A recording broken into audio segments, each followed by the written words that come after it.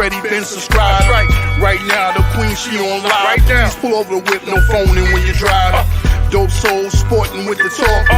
First lady from New York, Brooklyn. All my people, you rocking with the chat. Hit that. The like button would tell me where you at. You know, Step from the NBK. Born and raised up NBK. Hey, real lady, where she holding it down. No matter way how you feel, she gon' greet you with a smile.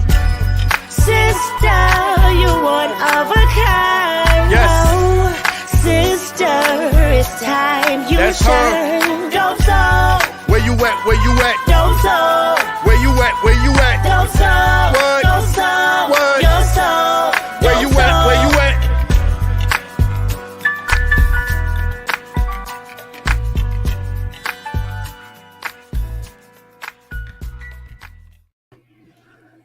Salute, Knick family. Welcome to the channel. Dope Soul Sports Talk, Dope Soul Knicks Talk, a member of the NBK family.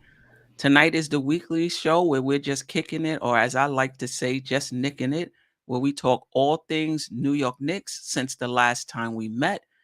And tonight, we're doing mid-season grades for every New York Knick and the coach, right?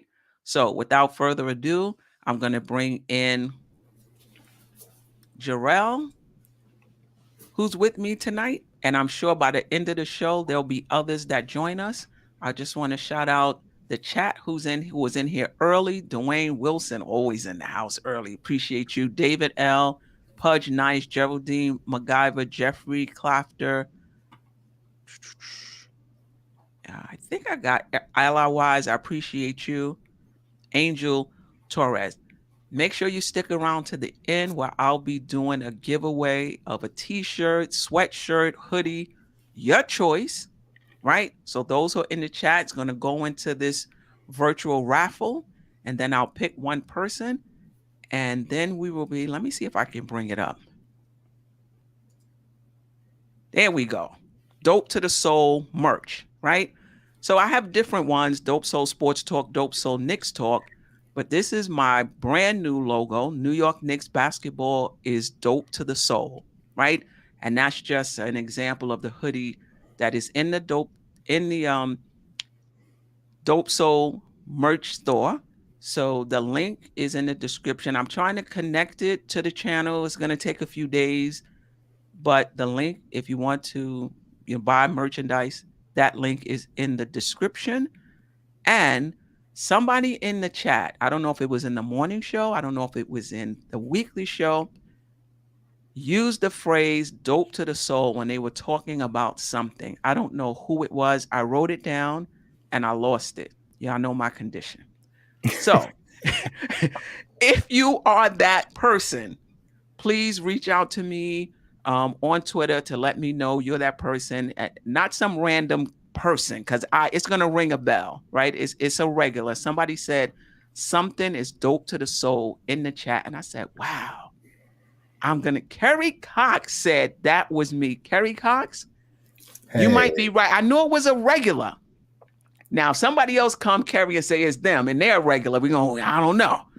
But it's crazy though, Steph. Well, salute to you, Steph. Thanks for having me, and salute to the chat. Of course. You actually mentioned that before, and you mentioned his name, and you didn't know if it was him or not. I remember this conversation before. Okay. All right. Okay. So then it's Kerry Cox. Yeah. So Kerry Cox, DM me, give me your address. Trust me, I'm not going to show up at your door. And let me know if you want a t-shirt, a long sleeve t-shirt, a sweatshirt, or a hoodie. Those are the 4 options. And let me know what color you want. You could be white, black, whatever you want, and I'll get that sent to you. And I appreciate you. I appreciate everybody. That's why I'm doing the free giveaway, because I appreciate you guys helping me get to 1,000. And not just that, just rocking with me in the mornings and on the show. But stick around to the end, because I'm going to be doing a virtual raffle, and somebody else in the chat is going to have that same opportunity as Kerry Cox. All right. So stick around to the end. All right. Before we get to the mid-season grades, all right, Kerry Cox, just DM. He said hoodie Black extra L. He on it. He on it. He said, I said it. I said it about the new theme song. Put exclamation points after it and everything. He wanted you to see that. Right. That's what's up. Salute to Kerry, man. All right. So just send that again with your address. DM that to me, and I will get that to you. Not a problem. Jarrell can vouch for me. It'll get there. It'll get there. All right. So before we get into that, because I just want to give some more people an opportunity to get into the show before we actually do the mid-season grade. Can you believe this is the middle of the season already? Right. Time is moving very, very fast. I wanted to do a quarter show, like for the quarter. A lot of people takes is starting to get messed up too, and it's falling down fast because a lot of people thought we was gonna, be a bad team this year. I remember the whole floor ceiling episode, and yes. I don't know where everybody was at, but I do remember I did say the ceiling was the 6th seed.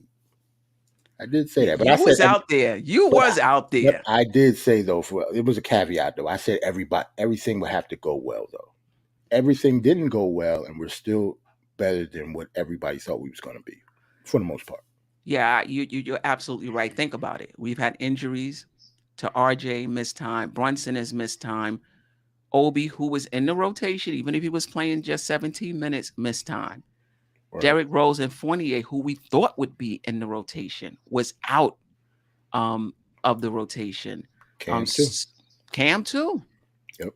Cam too. So much has gone wrong, and the Knicks are still in the 6th seed, which has me a little excited about the future of this team. I might have jumped off the ledge a little bit, but I'm okay with it. Has me a little excited about the future of the team. I had us winning when we did the first NBK show. I had us winning 40 games, right? Because we went through game by game. Mm-hmm. I had us winning 40, and then on another show, I said, okay, I could see us winning 42 plus or minus 5.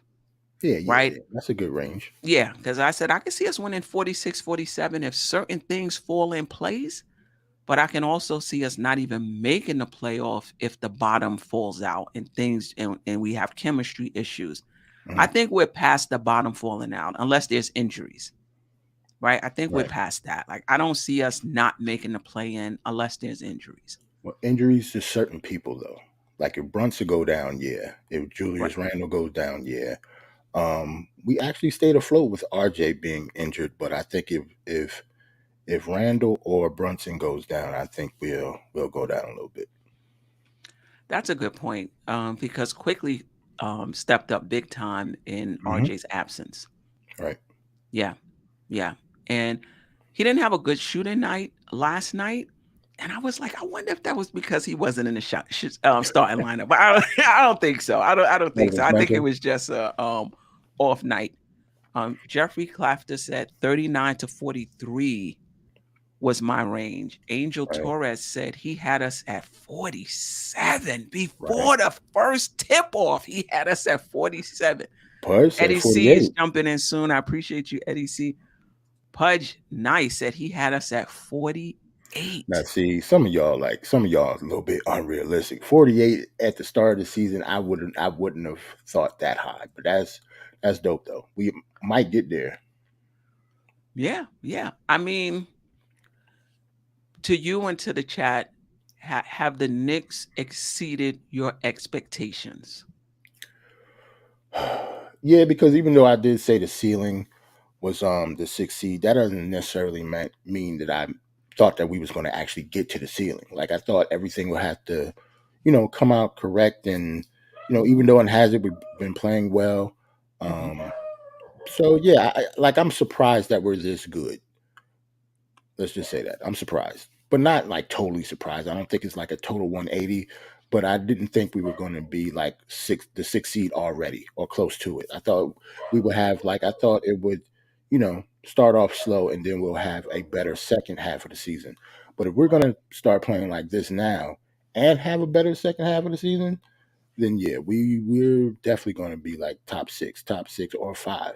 Didn't you say 5 earlier in the season, Jarrell? I thought I did. I might have said 5. I might have. And I was like, that's my guy, but 5? Yeah. Yeah, I said it was a feeling. I said everything would have to go right. Right. We might actually do it though. That's crazy. That is definitely crazy. All right. Let's bring in Eddie C. Eddie C still from Costa Rica. Am I correct?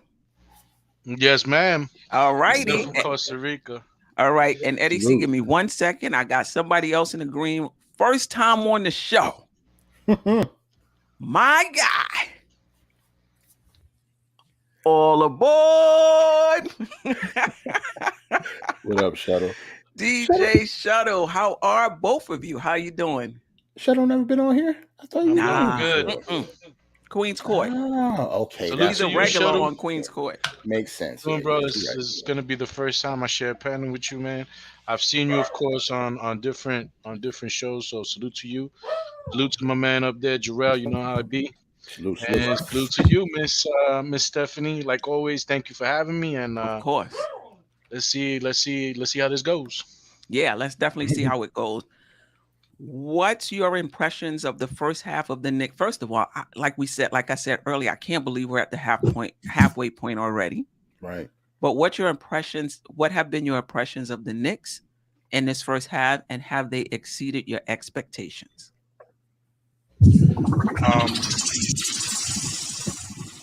Definitely been super fast. It's gone super fast. I can't front with that. Like we're halfway there. We're already, talking about All-Star game. So, it's getting down to the nitty-gritty. Well, when it comes to, let's say, what I thought my expectations were, I was pretty up with what you were. I was pretty like my thinking of the team once we got the position of need. I thought of them very highly. Like, I didn't know Brunson was gonna be this good, but I knew he was gonna be good. You know what I'm saying? You guys remember me saying that? I think 6th seed was totally in play. I think Jalen Brunson was gonna be an all-star. You did say that. I wanted to go for 50. I think that ship might have sailed, but as long as we're in the 6th seed, it doesn't really, it can be 48, 40. As long as we're in that position, I'm okay with how many games we win, because that just goes with the flow of the league. You know what I'm saying? But with that being said, I'm still really surprised at how we've played. Like, I heard your take today, and I'm very proud of you. I'm very proud of you, because she came around. Yeah. No, it has nothing to do with that. It has something to do with looking ahead and just realizing the pieces in place and what we need to get to that next level. Right. And we've seen the first half of the season, the recipe is there. We just need another ingredient. It could be a main ingredient to take it over the top. And, I'm very glad, like, you're the first one to stick your neck out like that. And I'm right behind you with it. Yeah. And I'm glad that you did that. You know what I'm saying? I'm very happy. I'm very happy for you, and I'm very happy for the Knicks as a whole. Yeah. Josh, aka Uncle Fulio, was right with me on that take. And again, I'm not saying that this roster is a championship contending roster right now, but I am saying that Brunson coming here accelerates our timeline. He's helping us get there a little faster. And the Knicks, now it's up to the Knicks. What are you going to do to, put somebody around him, and the rest of the team, right? If they don't do that, it's just not going to happen. But I just feel like, we thinking, well, another year or another 2. You see how Brunson is playing. You're like, yo, we get some more pieces. We might be there sooner than we think. And it's not just Brunson. It's also how Randle is playing. Yep. As well. And RJ, who came back hardly missed a beat, shot like 25% the usual. No, I'm kidding. I'm kidding, RJ. I'm happy he's back. It's good to see him out there. Yeah, for sure. DJ Shuttle, just your impressions of this first half, and have the Knicks exceeded your expectations or not quite? I think if we go back, I said 6 to an 8 seed is where I thought they would end up. So, they've more or less been at 6-7 for a good month plus. So, they're right in position to where I had projected them to be. I am a little bit surprised by Indiana, fighting for the 6th spot. I thought that would be Atlanta or Miami. Considering the number of games that Grimes missed at the beginning, that Obi has missed the past few weeks, and then even RJ most recently, just like every other team, when they're shorthanded and we beat them, we've been shorthanded in, whether it's, the Bucks beating us without RJ or some of the other teams that we lost to, RJ and Obi were out. I mean, I think that the team is proven that it's not, playoff battle tested mentally strong, but there definitely is a cohesiveness and a chemistry amongst the roster that I truly respect. And I have to also definitely say I saw your take earlier, and I do think that Brunson's ascension into, this guy's more than just some guy that just played nice in a short period and off the bench. And this guy is starting point guard that's borderline all-star, not just this season, but potentially going forward. So, I have to agree with what you said. I mean, you got to start now reevaluating the projection of the team. And now maybe where you thought one or two pieces were things you had to hold on to, with Brunson playing the way he's playing, maybe you're saying, all right, well, if Brunson's playing this well, we can maybe give up one of these guys to get, a more top tier player. So, excited to the end, for the end of the season in the playoff run, and really excited for this new championship window that has been opened up. Right. I'm going to check in with the chat, but I'm going to leave you with this question. So when I come back, we can talk about it. Has Brunson exceeded your expectations? So I know for myself, when he came in, I thought he would be good for us. And I thought that he can be a point guard on a championship contending team. But I thought that we would still need 2 more stars, because I'm thinking, similar to Marcus Smart with Tatum and Brown, they have a point guard who can be a point guard on a championship contending team, but he's more like a glue guy. You still need those stars, right? The way Brunson is playing now, I'm starting to think he's a budding star, and I'm starting to think maybe we only need 1 more top tier player instead of 2, right? So I'm just interested in what you guys think about that, and how good you think Brunson can be, and does that change what else we need on the team? So think about that while I read some of these comments from the chat. Keith Turner, I appreciate you rocking with us on the weekly show and the morning show. I don't trust Leon Rose with our draft picks. You're setting yourself up for disappointment. He might trade them picks in a trade coming up. You know what, Keith Turner? I'm okay with him trading the picks, but don't trade us out of the running for a star because you're giving up all the picks for a mid-tier player. That's my only concern. Like, use 1 or 2 of them to upgrade the roster if you want to do that.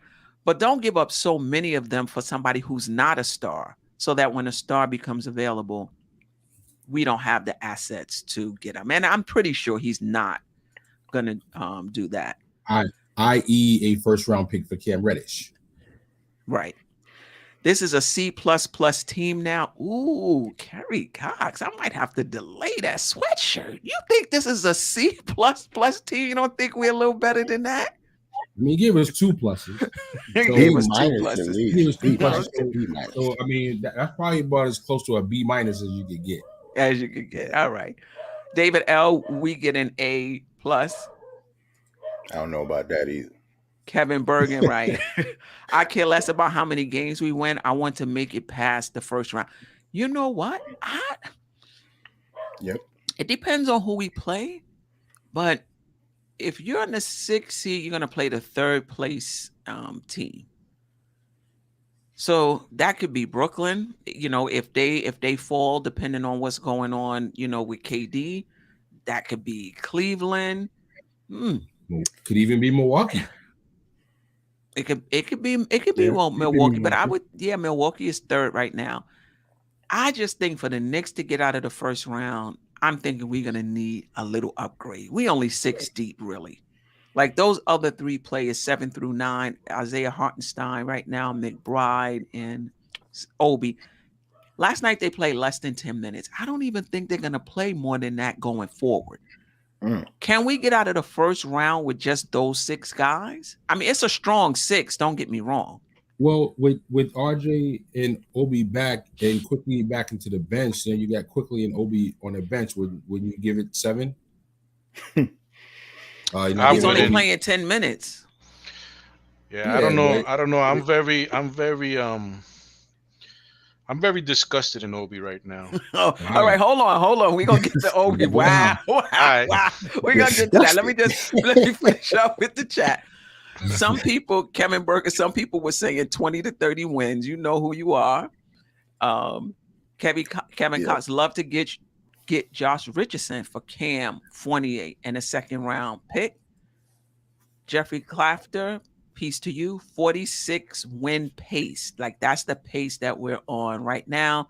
JJ, I appreciate you always. Still a lot of season left though. You're absolutely right. Kevin Cox, 45 if we're really lucky. But he's looking at the 5th seed. Okay. All right. So let's talk a little bit about Brunson, and then Eddie C. You could talk about Obi as well, because we're going to get to the bench and whether or not that's enough. But yeah, just your thoughts on Brunson. Is he what you expected? Do you think because of his play we need less, or do you feel like we still need the same amount, the same level of players? Well, I go first here.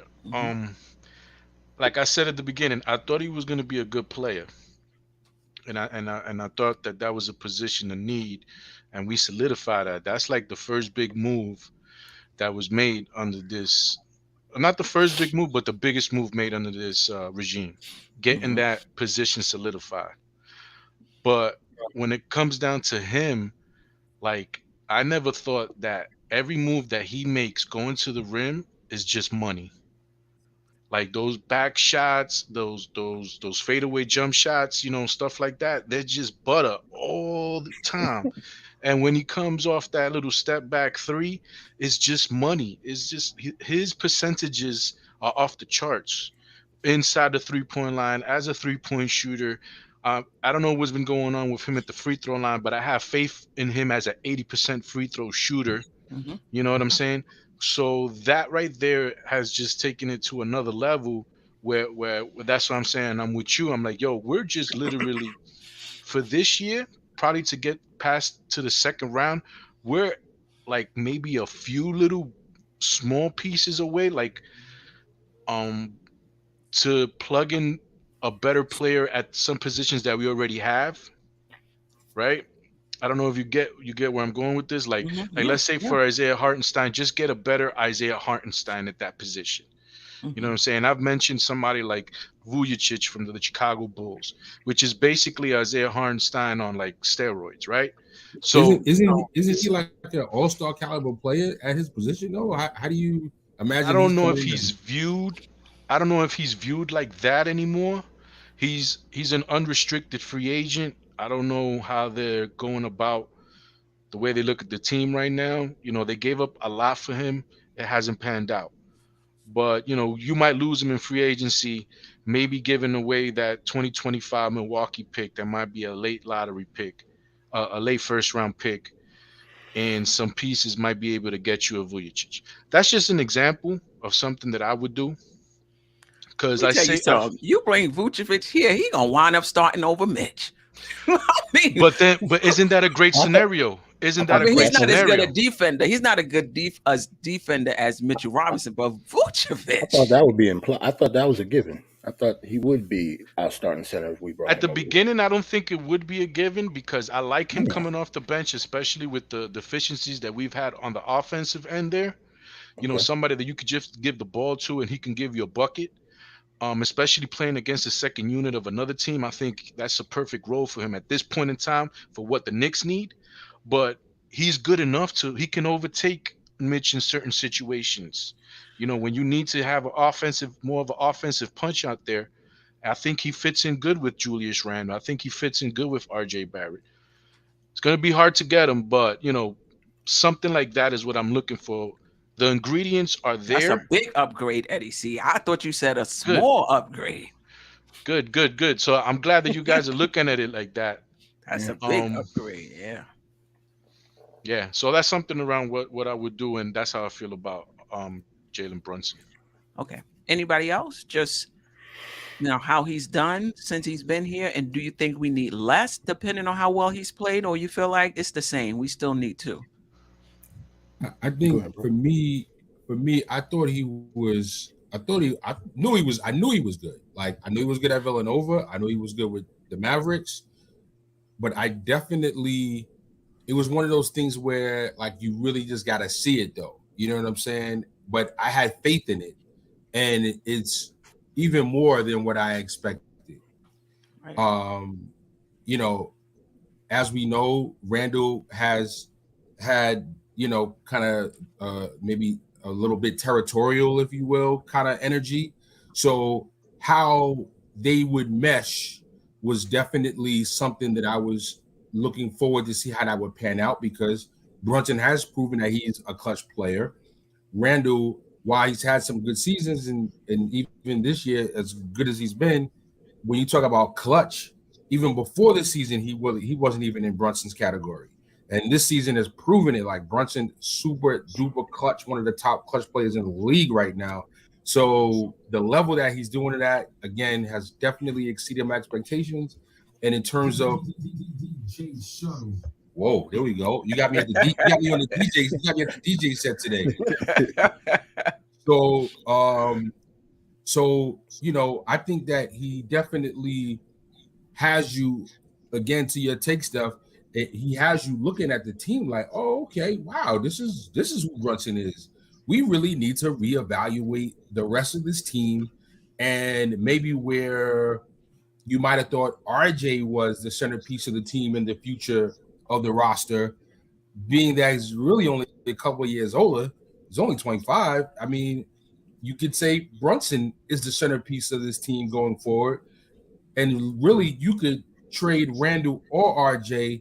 And if you got a tier one top tier player and Brunson's your number 2 and Randle's your number 3 or RJ's your number 3, wow, look out. You know what I'm saying? So, yeah, definitely the right top tier player might really be all that's needed, along with a couple, you know, maybe 1 or 2 quality bench players. But in terms of the starting unit, yeah, I think Brunson has proven we really only need one guy to come in here with the majority. If we kept everything that's in place, if we only lost one of those pieces, RJ or Randle, and got a top tier replacement for one of those two, I think that takes the team to, you know, contender status for sure. Wow. So wow. Oh wow. Okay. All right. Okay. Well, I've on this show multiple times talked about Jalen Brunson being my point guard, so I pretty much agree with everybody. Jalen Brunson has been so good that he actually might be getting, or at least be in the running for most improved player, just like Julius Randle did a couple years ago. So as long as he keep it pushing, keep those percentages high, I think Jalen Brunson will be fine, and he does deserve to go to the All-Star team. Maybe not as a starter, but at least be on the bench and represent the Knicks. Him and Randle should be getting more votes than they've been both getting. Randle finally came into the top 10 recently. Now it's time for Brunson to get in there. He's been killing for us. He has, and you know what? We got a special guest back. But I will also say this: if it's left up to the coaches, I think Brunson is going to get in before Randle, because I think the coaches are going to look at the Knicks and they're going to say, what's getting this team into the top 6? Right. And they're not going to, it's not like they're disrespecting Randle. They're going to probably think the difference in this team is Brunson. Right. Oh yeah, he's definitely the stir for the drink. Yeah, no doubt about it. He's definitely the engine in the car. Like, say it however you want to say it. He's the guy, and he's definitely gonna get the vote first before Randle gets a coach's vote. And if you got to pick, kind of spreading around the different teams and things like all the politics that come in place, yeah, Randle could potentially be the odd man out, but he definitely got his own case and argument too. No question about it. No doubt about it. Me and Sharon was going back and forth about who's the best play on the team. I picked Brunson. He picked Randle, and I said, it's really, really close. I'm just giving Brunson the edge because he's clutch.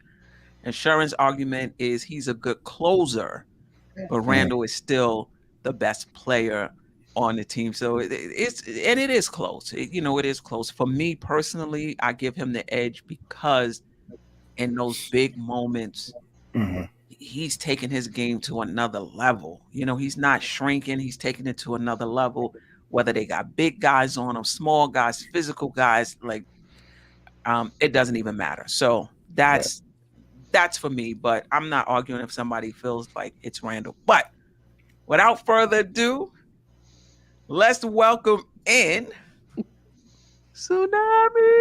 Yay! What's up, girl? How are you? I'm good. They just got me working hard at my job, so that's why I'm so late. I apologize. That's okay. It's good to see you. How you feeling? Today's been pretty good. Today's a good day. All right. Okay. It varies from day to day, but for the most part, I've been pretty good this week too. So trying to get better. Awesome. Nice. Your thoughts on the Knicks? We're at the midway point. It's come around so quick, in my opinion. Your thoughts on the Knicks, and have they exceeded your expectation, or are they right where you thought they would be?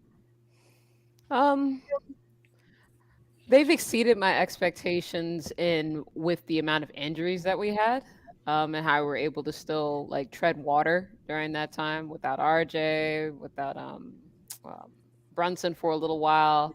And so I was really pleased on how we played effort-wise, defensively, things of that nature, even though give or take that the defensive effort for the most part was consistent. We had a couple games where it wasn't, but I was pleased with that, pleased with how Randle has played in the month of December and parts of in the beginning of January. So definitely pleased on that. As far as where we have ended up, I didn't expect us to be this high this soon. I thought we were kind of hit our stride more after the All-Star break, kind of like how we did a couple years ago, and really gel around that time. I didn't think we would gel this fast.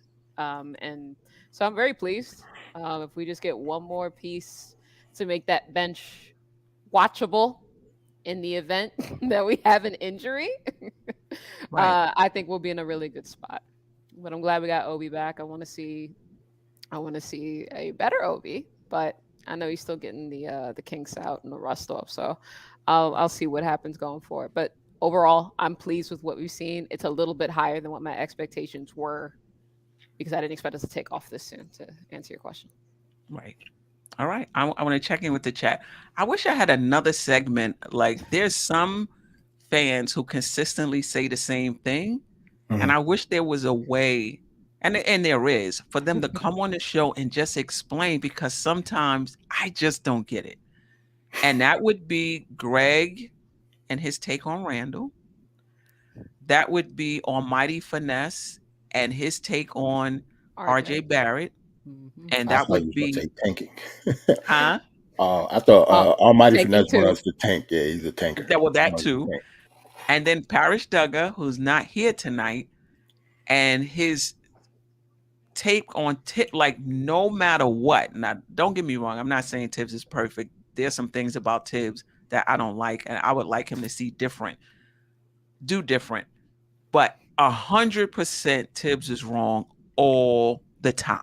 All Like the time. just no credit, just 100% wrong all the time. No credit for winning Tibbs. So those are the people I would like to have on the show. And I, just cram to understand. I just want to understand. I'm no pushback. I just want to understand. All right, let me get to the chat real quick before we move on. Almighty Finesse, I had us winning 31 games. All right. You know what, Steph? I gotta just say, I gotta just say this. Some people, I'll use myself as an example first. I said I thought Rose should be starting over Quickley in the backcourt with the second unit. I said it on multiple occasions before the season started. Rose clearly disappointed. Quickley, while I'm not super impressed, has definitely impressed and has been better than I projected that he would be, and should clearly, without a doubt, be playing over Rose.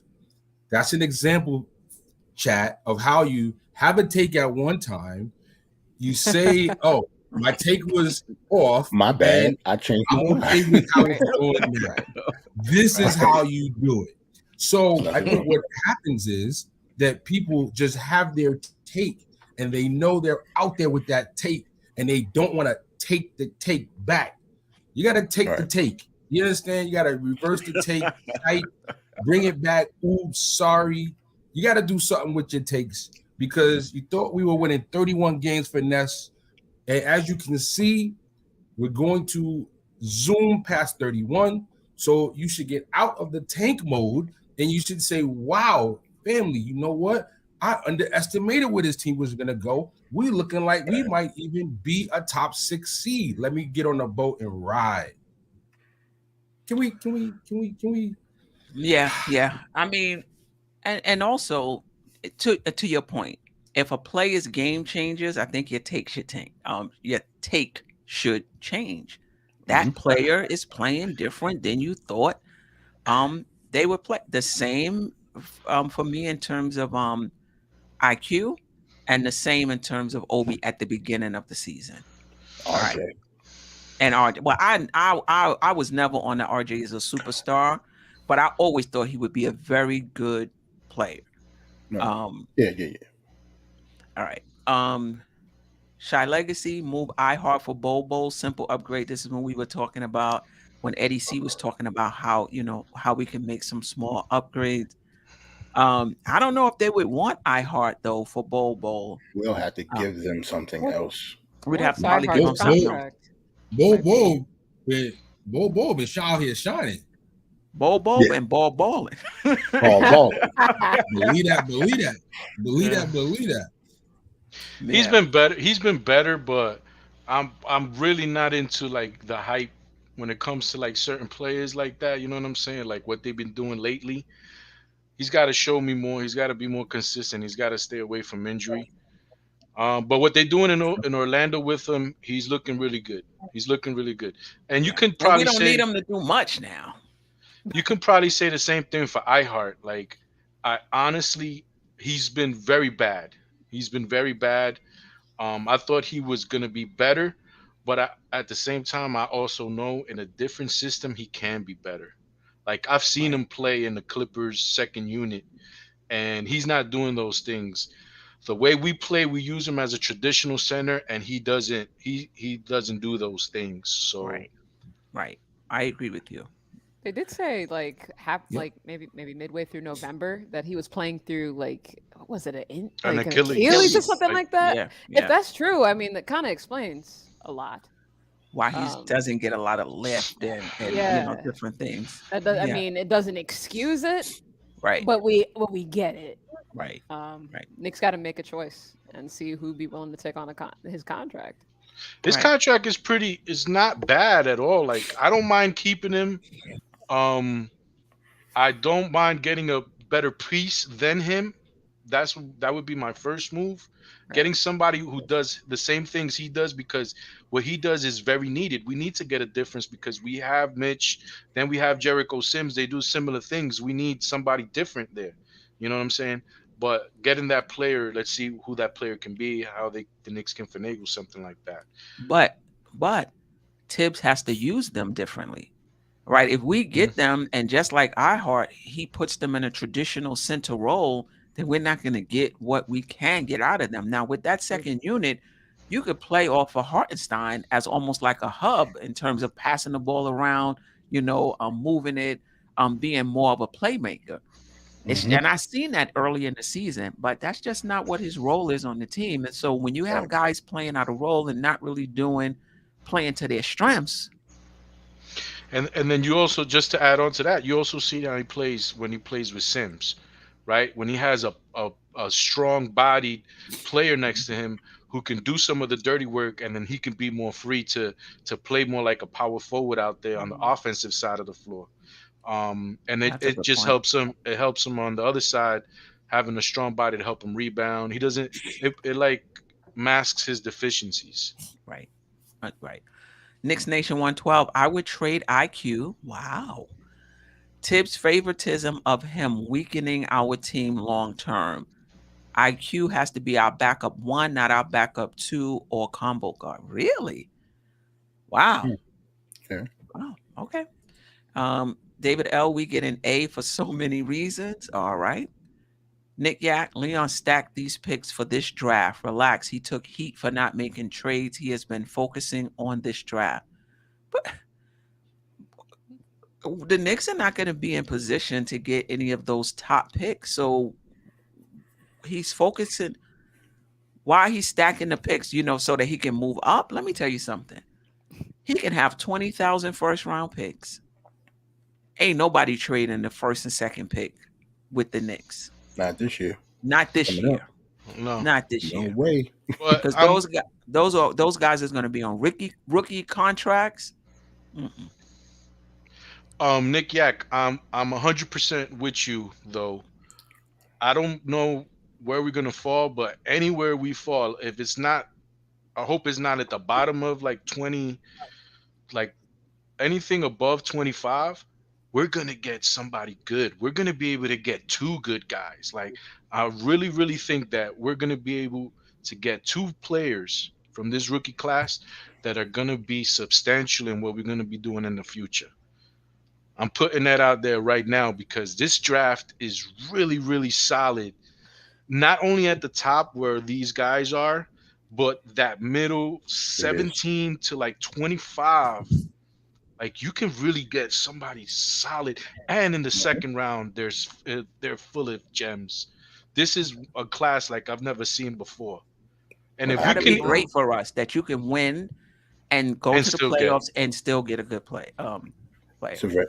Eddie's right. It's a very good. Is it me or is he breaking up? I sound fine. You. Keith Turner, I don't see us making the play and not with this roster, but I like y'all enthusiasm. Really? So we're just gonna lose a bunch of. Well, I mean, we've been on a 5-game losing streak. Yeah, but I just gotta say, I don't believe that. Mm-hmm. Shadow, you chopping up a little bit. I just gotta say, Eddie, though, I don't know if I'm loving. I don't know if I'm loving your take on not being happy if we're picking at 25th. We're picking at 25th. We had a damn good season. I don't know if I'm loving that take right there. No, I said if like I don't know why I said it, but like if we're like 28, 29, the reason why I say that is because the lower you get down in the first draft, you're still gonna have to pay those guys. You're gonna have to give those guys a contract, and they might not be as good as the guys that you can get at the top of the second round. And you don't have to guarantee those guys a contract. So if you can get somewhere in that Quentin Grimes range of 25 and still pay these guys around $2 million, that's the reason why, those late first round picks are probably not as valuable as those early second round picks, especially in this year's draft. Right. Yeah, well, this front office knows how to make those moves and trade down. They've proven that time and time again. Yeah, very true. Yep, that's true. All right, let's get into the grades. So what I want to say, and for those who entered late, be sure to stick around to the end where if you're in the chat, you're automatically entered into a virtual raffle. I have that open in another window. Right now we have 37 entries. I click the button, it's going to draw, and whoever that person is going to get your choice t-shirt, sweatshirt, hoodie. Let me see if I can bring it up again. New York Knicks basketball is dope to the soul, right? So stay around to the end. That's when I'll do the giveaway.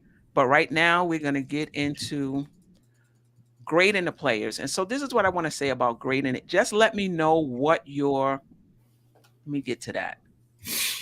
Just let me know what your criteria are, because everybody has different criteria. So are you basing your grade on their performance this season? Are you basing your grade on how they're meeting the expectations that you had coming into the season? Are you basing your grade on how well they're doing this year as opposed to last year? So in other words, they had a great season last year. This year they're disappointing, so you're bringing their grade down. Or last year they didn't play that well, and this year they're balling, so you're going to bring their grade up. Just let me know, what are you basing your decision? Because all of us have different criteria, and the criteria doesn't have to be the same. All right. So we start with Julius Randle, averaging 35.4 minutes per game, 24 points, 10 rebounds. Wow. I don't think it's 43.8 assists. I think it's 3.8 assists per game, 2.7 turnovers, shooting 45.6% from the field, 33.8% from the three-point line.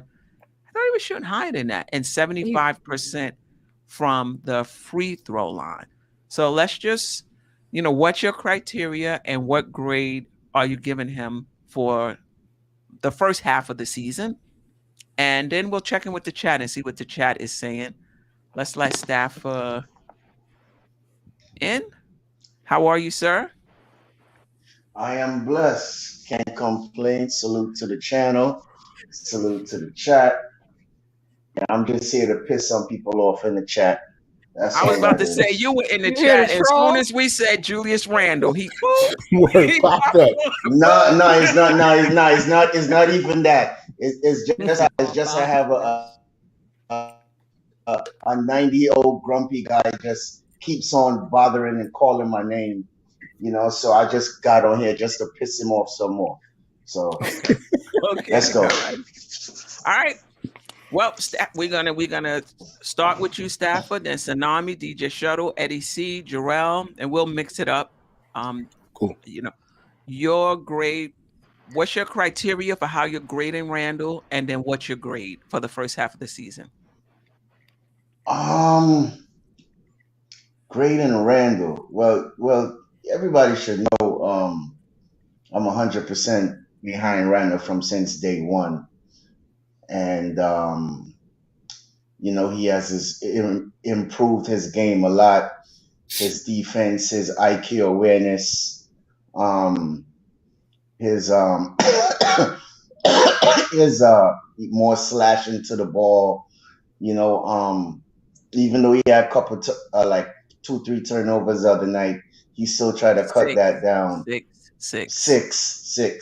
Yeah, he was real, turnover prone last night, but overall he's playing at an all-star level. He has given you multiple games where he's leading the first quarter in points. I think he's like 5th in leading the first quarter in points in the league, and he's been our workhorse. I don't see the temperament that everybody was complaining about last year. He's very humble himself. He's taking the things accountable for himself. He's trying to be a leader.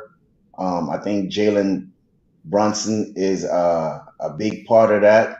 I believe he's doing meditation classes, which is all good, and So with Julius Randle, I'll have to go ahead and give him a B+. Okay. I'm gonna give him a B+. I'm not gonna give him an A because I feel like sometimes in crunch time he disappears. I don't know if it's a double teams. I don't know if he's fatigue, but yeah, I'm gonna give him a B plus. And you said just to grade the overall team for the mid season. No. Just Randall. Just Randall. Oh, okay. All right. Yeah. So that yeah, B plus for Randall. Tsunami. I am shocked on giving a higher grade than Staffa. I almost don't want to do it now. I'm scared. Anyway, overall grade A minus. The minus is for the mishaps and turnovers that we see at the end of games, but we don't see them every game. He has done everything we have wanted him to do from a basketball standpoint this year. He's playing on both ends of the floor, getting, I use this term loosely, LeBron-esque blocks from time to time, even though he made a blunder the play before. He's not chirping in the ref's ear as much. He still does it, but it's not as insane as it used to be. He's being more of a leader on the floor. Offensively, I love what I've been seeing. Like to Staffa's point, he is crashing the boards more. We're seeing him run the floor more. He's rebounding a hell of a lot better, and not just better. It's the effort on those rebounds. It's now some people might say he's being selfish for rebounds. I've heard that circulating in spots because he wants to be an all-star, but that's not the narrative I'm choosing to use today. I like what I'm seeing. Offensive rebounds too. If he misses, he's following his shot more often, and that means something to me from the standpoint of him giving up, like we saw in spots last year. All his overall percentages are up. He was shooting three-point shots better, I believe, on the road than he was at home, which is the only reason that 33.8 is that it's as low as it was, because he was shooting so bad at home for a little while. So I'm impressed. I just can't give him a regular A or an A plus because of the clutch blunders that happen. I do think fatigue does play a role since he's playing so much harder than he did last year, but that doesn't excuse it. So some of the mishaps we've seen in the fourth quarter are just, are you brain dead? Like, have been crazy things. So can't give him an A, not a full A. So A minus. Okay. All right. DJ Shuttle. You muted. Muted. Very quickly, my criteria would be this season only, impact on winning, comparison to others at the position, and just overall performance. So based on that, I had to give Randall a B minus. Still too. I'm sorry, a B plus. Excuse me, a B plus, not a B minus. Okay. A B plus. And I really, really would love to give him an A minus, but just too much. The Chicago game, holding the ball, too many times where you're double teamed, especially in the fourth quarter, where, like, just to compare, like, Grimes gets the ball and he makes a basketball play. Whether he makes a shot, he dribbles to the hoop, he passes it. You won't catch Grimes just holding the ball, trying to figure out, like, what to do, and then make a turnover. He might make a turnover, but it won't be because he's holding it and undecisive. You know what I mean? And that just, like, for me to give you an A, even an A minus, like, you have to be clutch, which is what has me keep him in the B plus category. But I had a feeling he would bounce back. He's bounced back. I love his temperament. It's New York all day. And Randall, keep doing what you're doing. And crunch time, give it to Brunson. Give it to Grimes. Let them handle it. Okay. All right. Eddie C.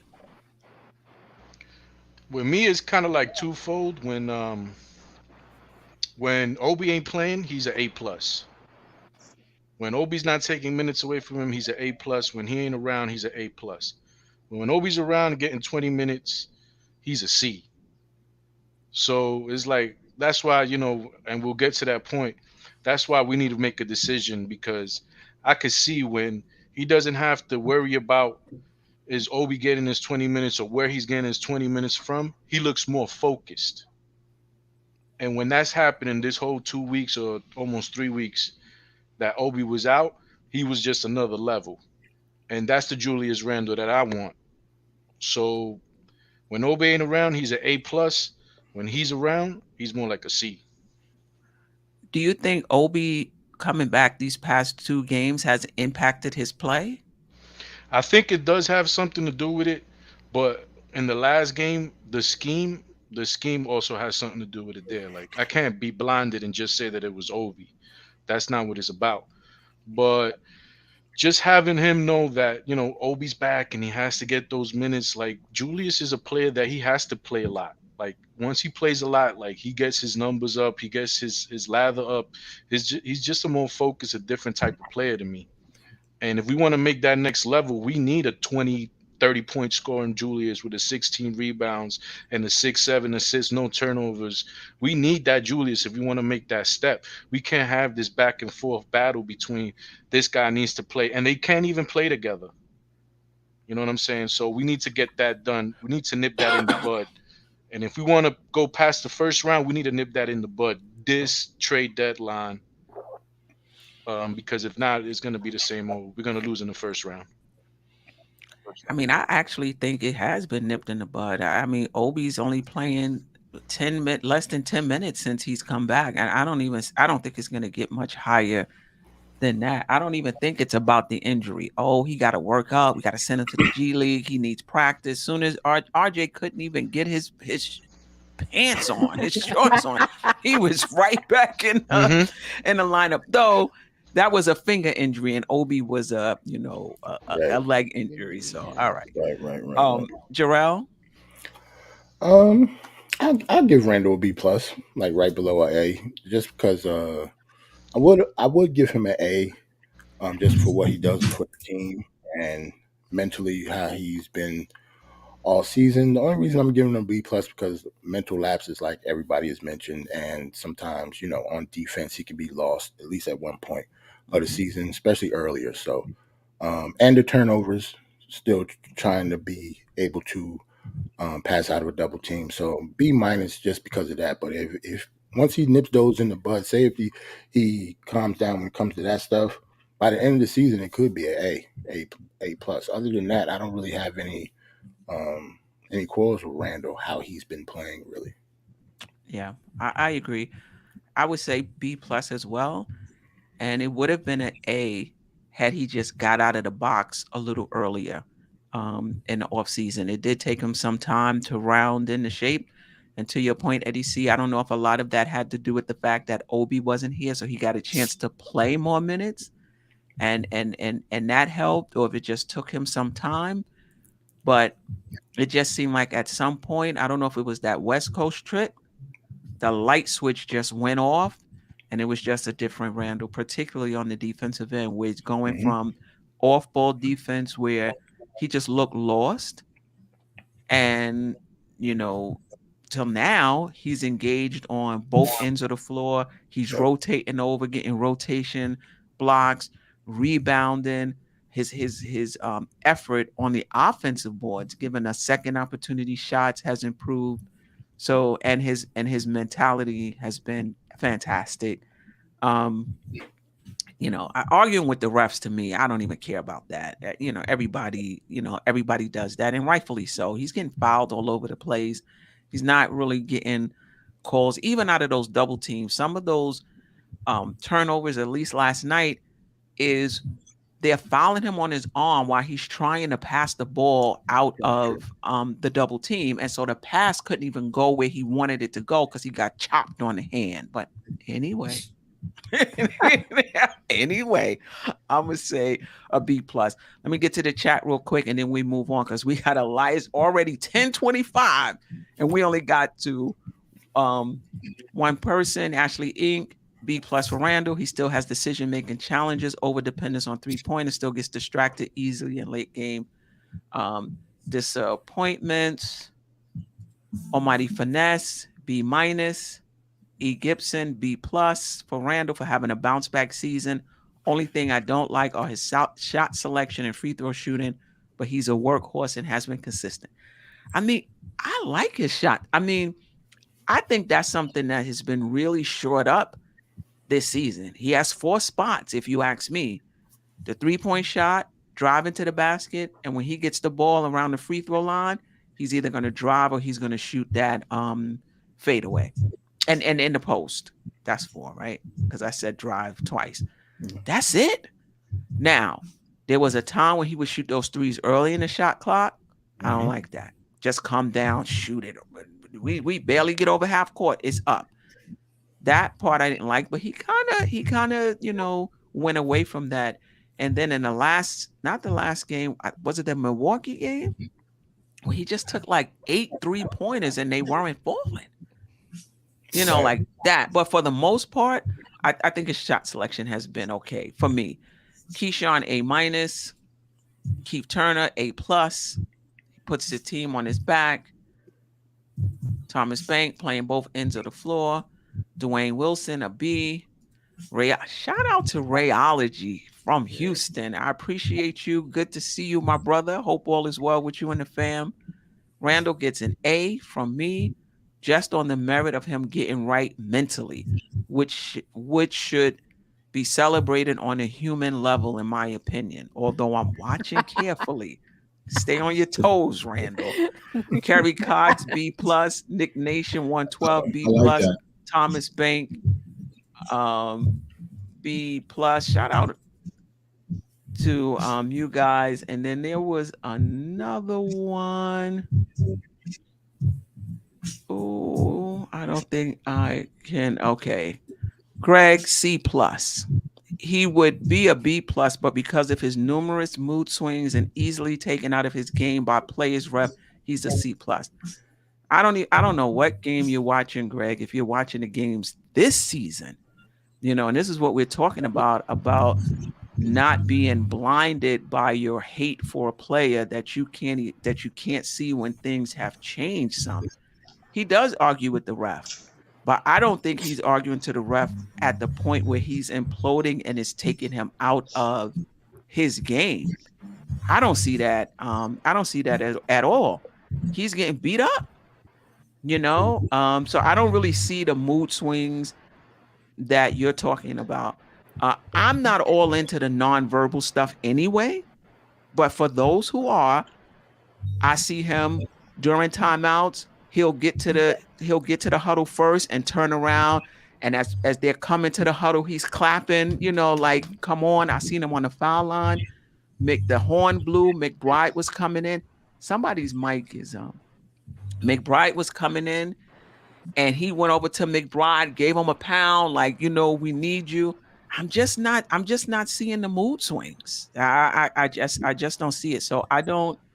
I think they're folks might be talking about more in the beginning of the season when there were some games that were lost. He, kind of walked off, didn't shake hands. Seemed like, even in the win when he didn't play well, he didn't really like, good game to the guys that did play well. So there was a little bit of that.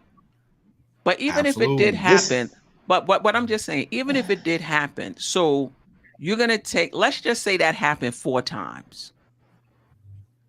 That 4 times discounts the other 30 times in which he did do those things. This is what I'm talking about. Like, I don't see how that it's even.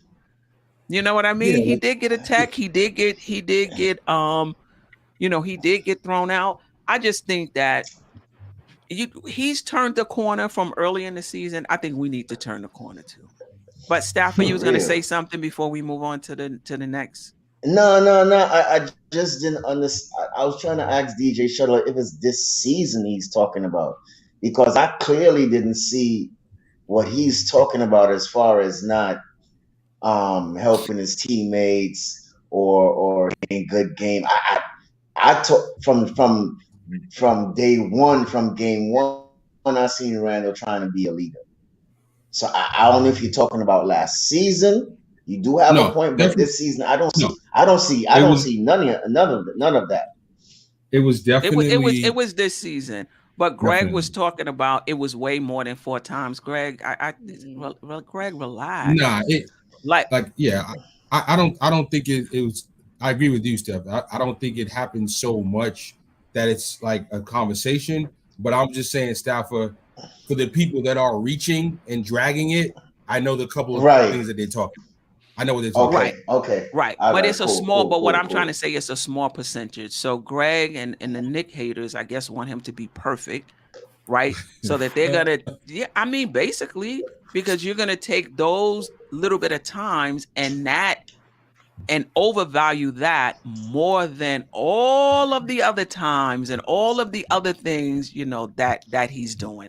I mean, come on, Knick family. Let's just try to keep it straight down the middle. All right, let's move on to RJ Barrett. 34.3 minutes, basically 20 points, 5.5 rebounds, 3 assists, 2.4 turnovers, 42.5% from the field, 33.2% from the three-point line, 76.4% from the free throw line. We're gonna start from top to bottom, and then then we'll mix it up a little bit.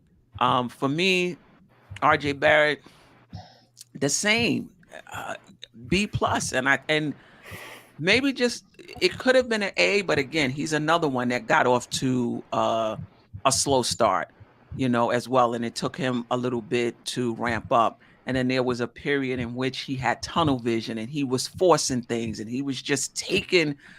This to me didn't seem to be playing within the confines of the game, kind of forcing it a little bit. However, when he turned it around, like he really turned it around. Before that injury, he was shooting 46.5% from the field. He was shooting like over 40% from, you know, the free throw line. Earlier, his defense was in Randle's land, but it wasn't his off-ball defense. It was his on-ball defense. I was like, what is going on with RJ Barrett?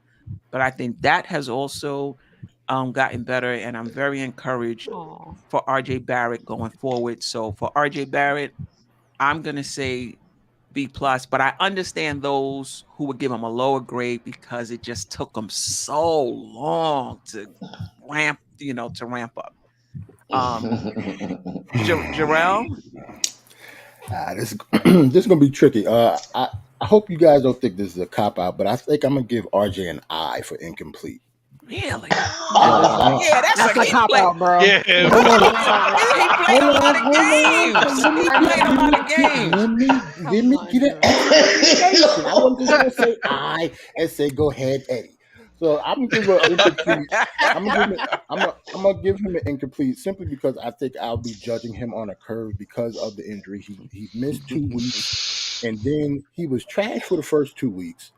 Had a good month and a half, and then he got hurt for 2 weeks. So I don't want to give him a high grade because he doesn't deserve one yet.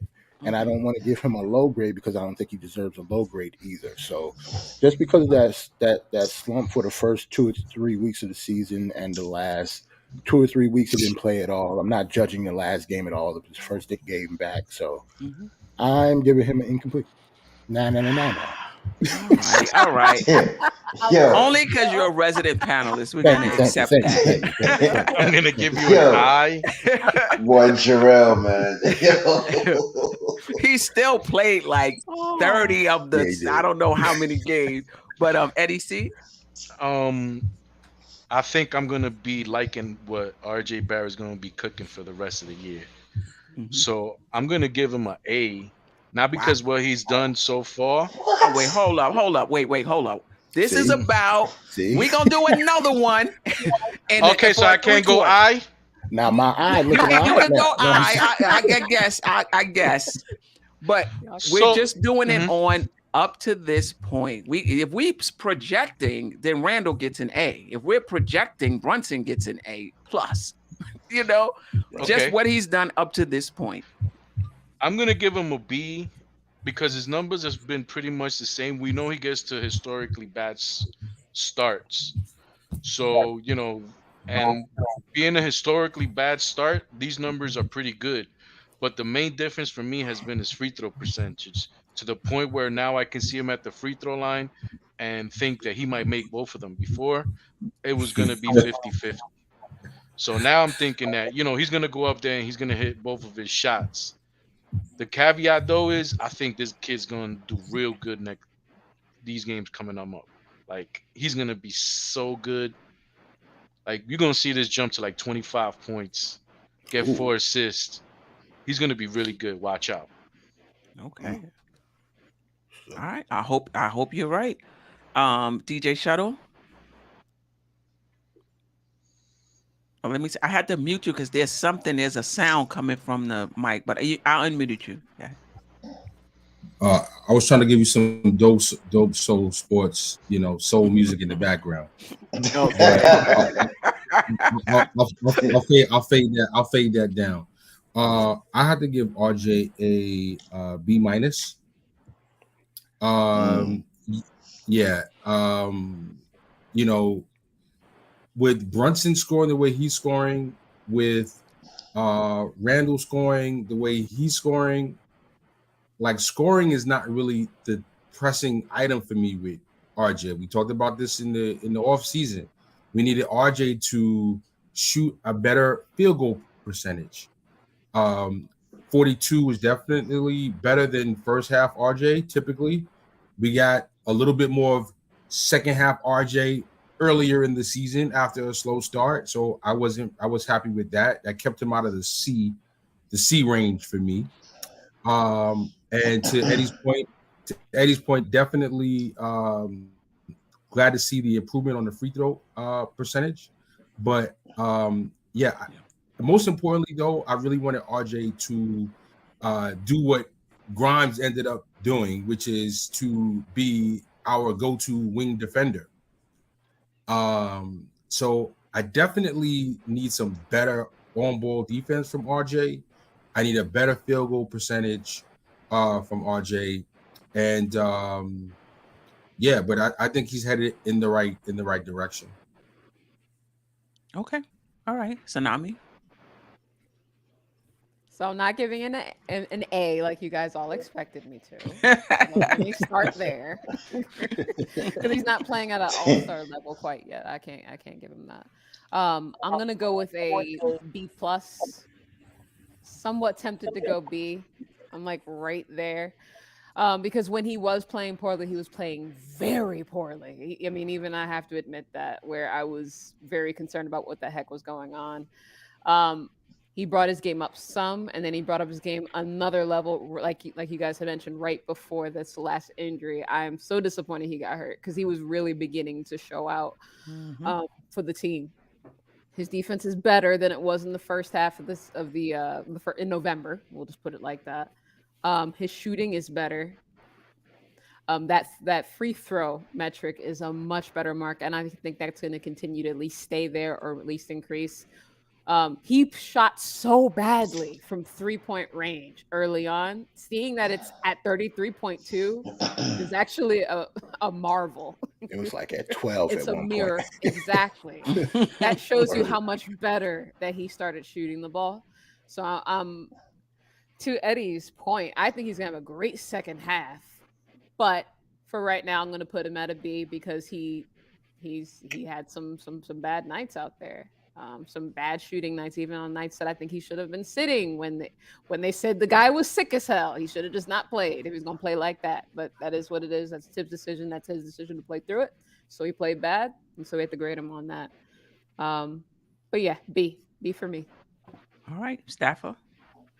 Oh man. Staffer, you had all of this time to get your grade together. I know, but hear what though, right? I'm torn between a C plus and a B minus, right? That's only like a point or two. I know, because one of the factors is that he started off bad.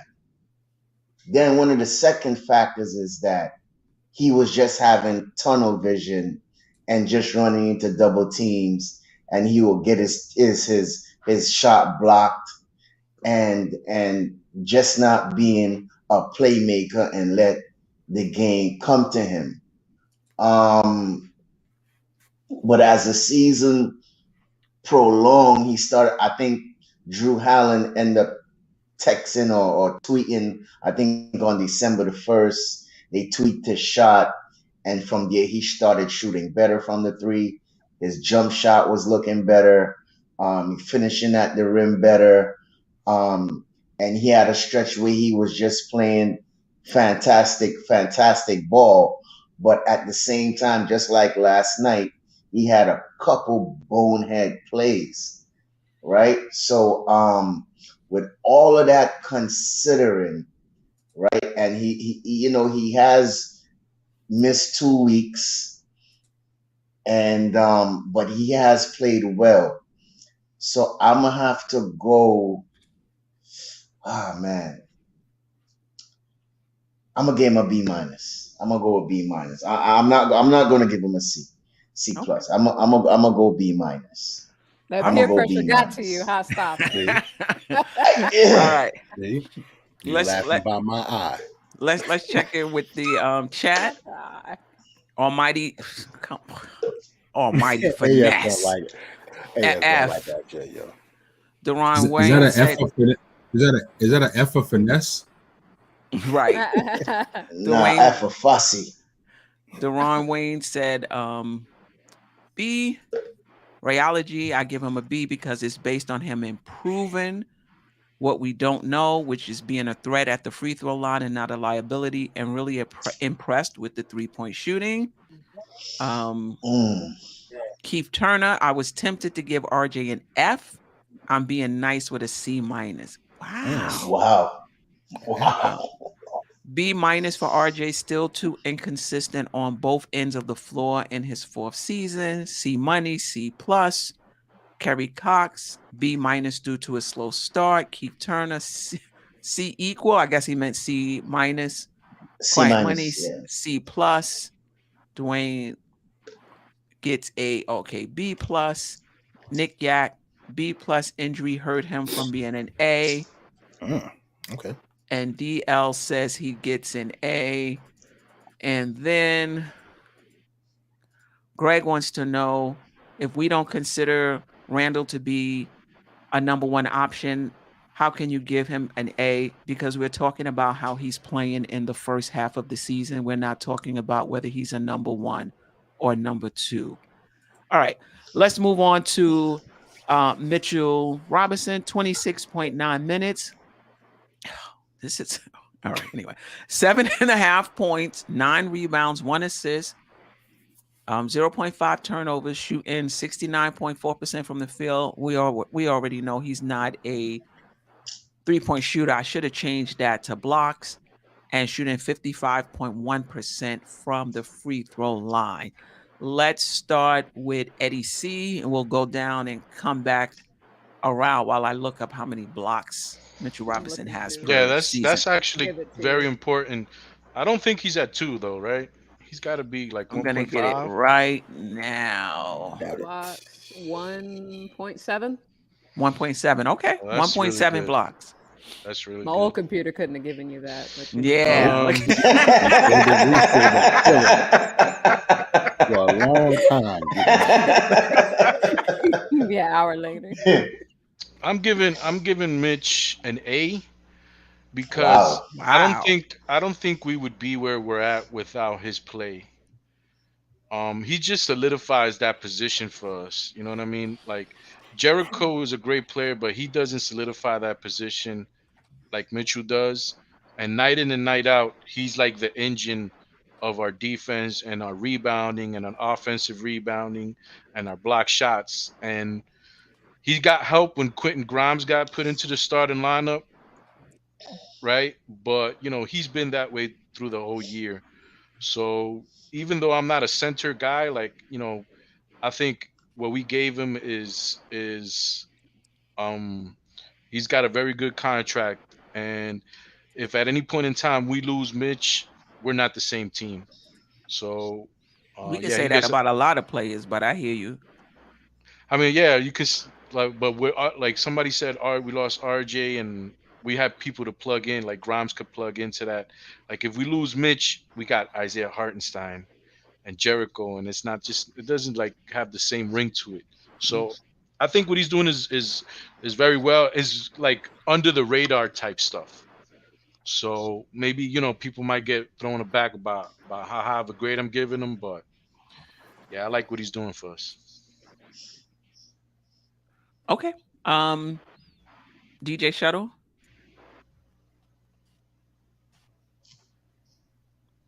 Oh, wait. Let me unmute you. Yeah, go ahead.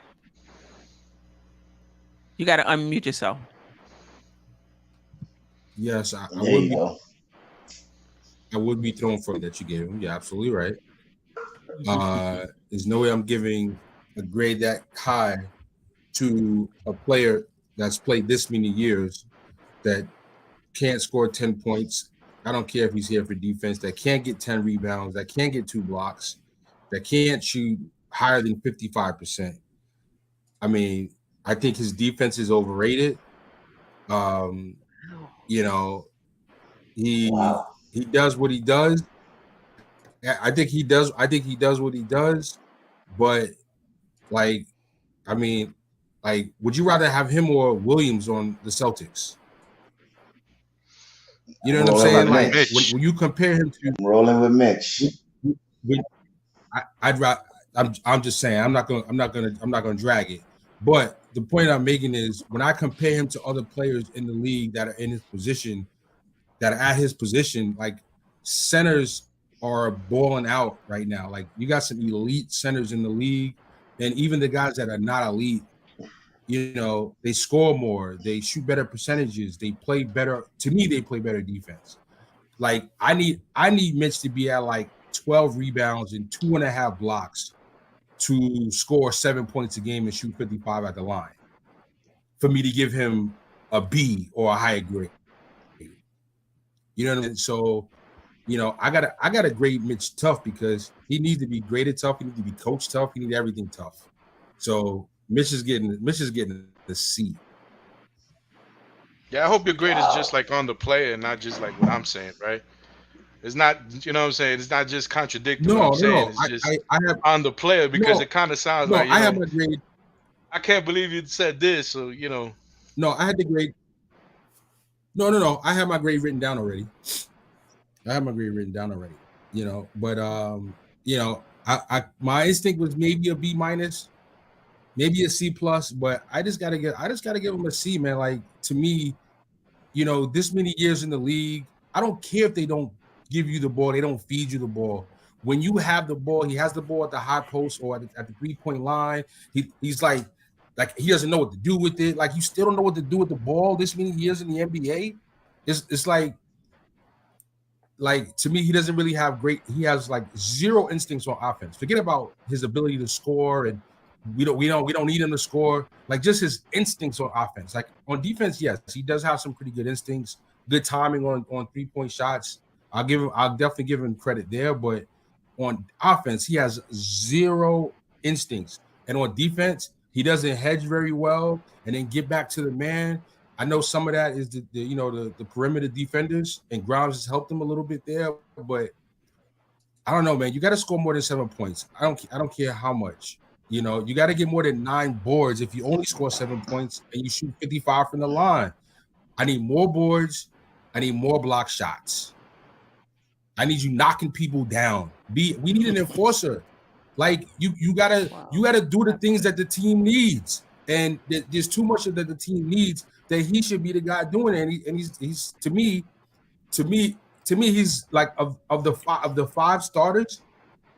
Granted, he does what he does. To me, of the 5 starters, he is the weak link. So that's why I'm not even super upset at the whole Vucevic thing, because I'm like, yeah, get him in here because we need somebody to take some minutes away from Mitch. I don't care if he just got a deal or not. Wow. Sorry. And Kerry Cox I was just about to mention, he does this just to let you know, Shuttle. He does this in 26 minutes per game. Like if he would be a player that gets like over 30 minutes per game, he would probably get those 10 points. He would probably get those 10. And they're only getting 27 minutes in part because he's still fouling too much. I was about to say wow. That's partly why that's not true. That's not true. That's not true. Well, I think it's 26.9 taken into account the early season. I think since then he's had some 30-minute games. I think it's been up as of late, especially with the injuries. But when you take the entire season into consideration, it's It's 26.9. Tsunami, sorry. Okay, so I did want to look at what Robert Williams' numbers were this year, just for comparison, since that question was asked. He's averaging 7.7 points a game. He's averaging 7 rebounds a game right now. And block shots, he's at 1.4. He's off. Is he off the bench?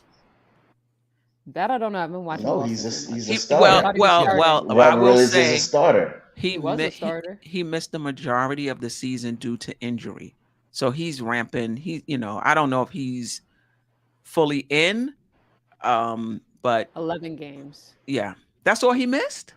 The 11 games is all he's played. Oh, he's only played 11 games. He's only played. Okay, I just got his stats pulled up.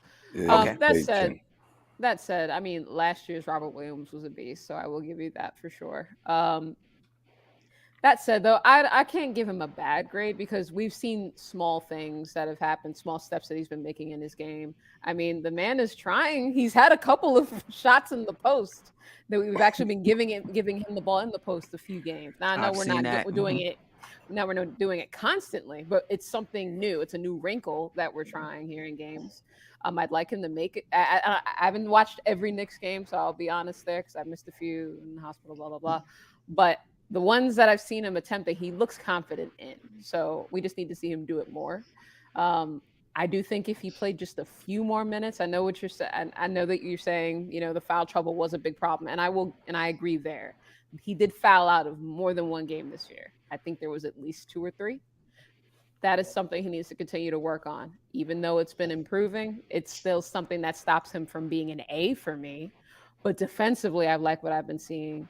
Offensively, he's better than he was last year. So that's really what we asked for. He's also staying on the floor more often. He hasn't been injured as much as he's been in prior seasons and things like that. So I see improvement. So what that said, I will give him, especially if you want to look at the comparing the other centers aspect, I think I'll still go with a flat B, not a minus, but a B. I think he can do better, and I think we'll see better. He'll get a B+ when I see a little bit more consistency on the offensive end, and not staying in foul trouble. Okay, all right, Staffer. Tsunami, I'm right there with you. I am right there with you. I'm going to give him a B also too. The guy has been one of the best offensive rebounders in the league. True. If not top 5, he is up there. You got to put 2 people on Mitch to get him out of that offensive to try and get that bucket. He has fouled out once or twice. To Tsunami's point, he has been on the floor more frequently. He has been more disciplined. His free throws has been improved. I don't know how you want him to score 10 points when you have Randle, JB, and RJ hogging the ball.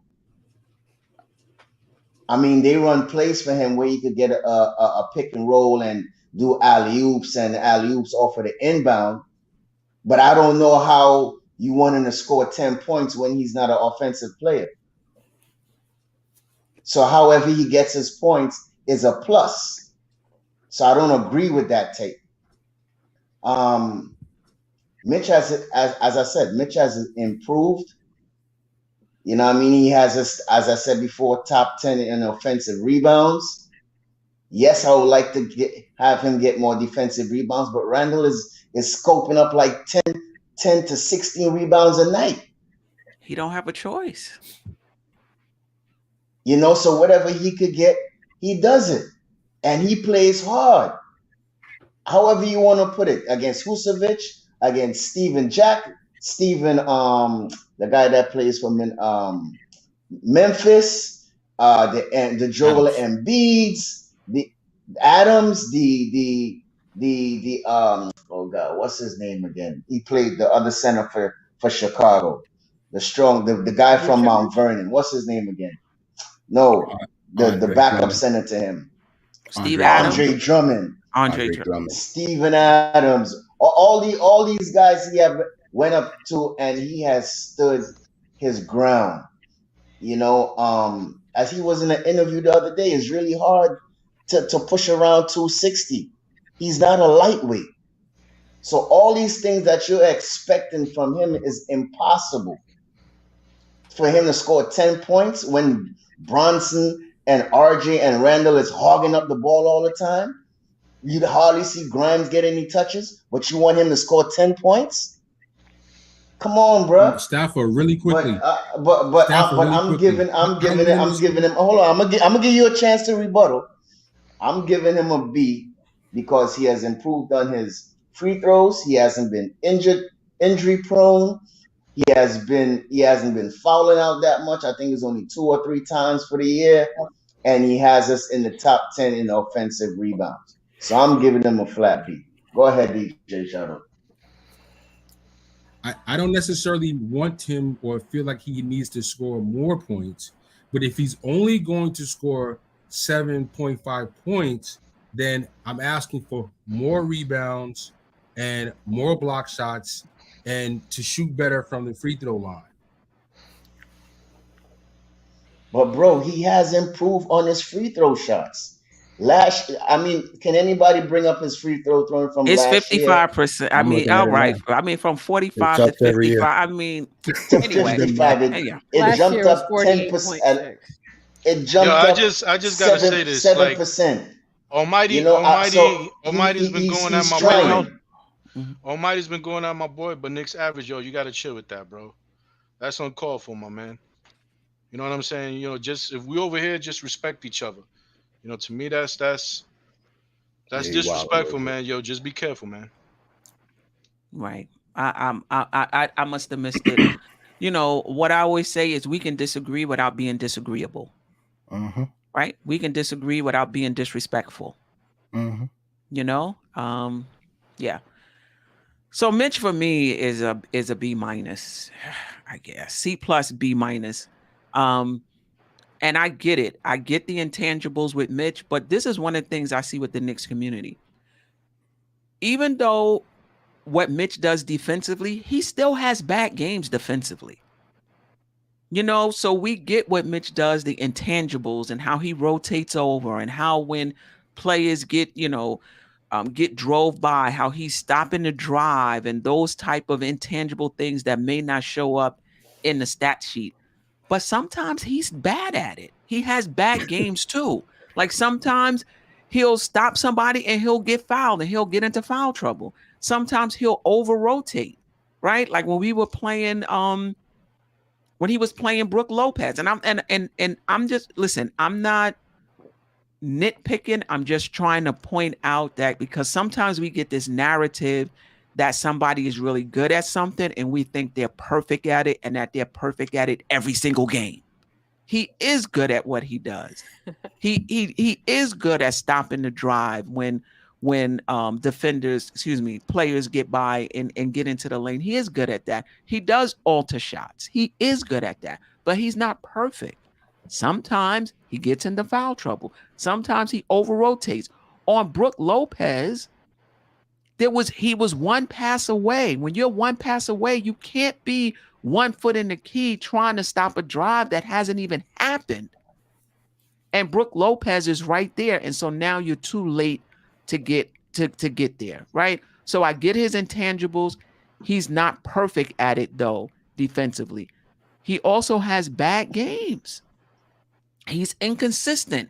You'll see Mitch some games playing like he is on fire. Just really active doing what he's doing.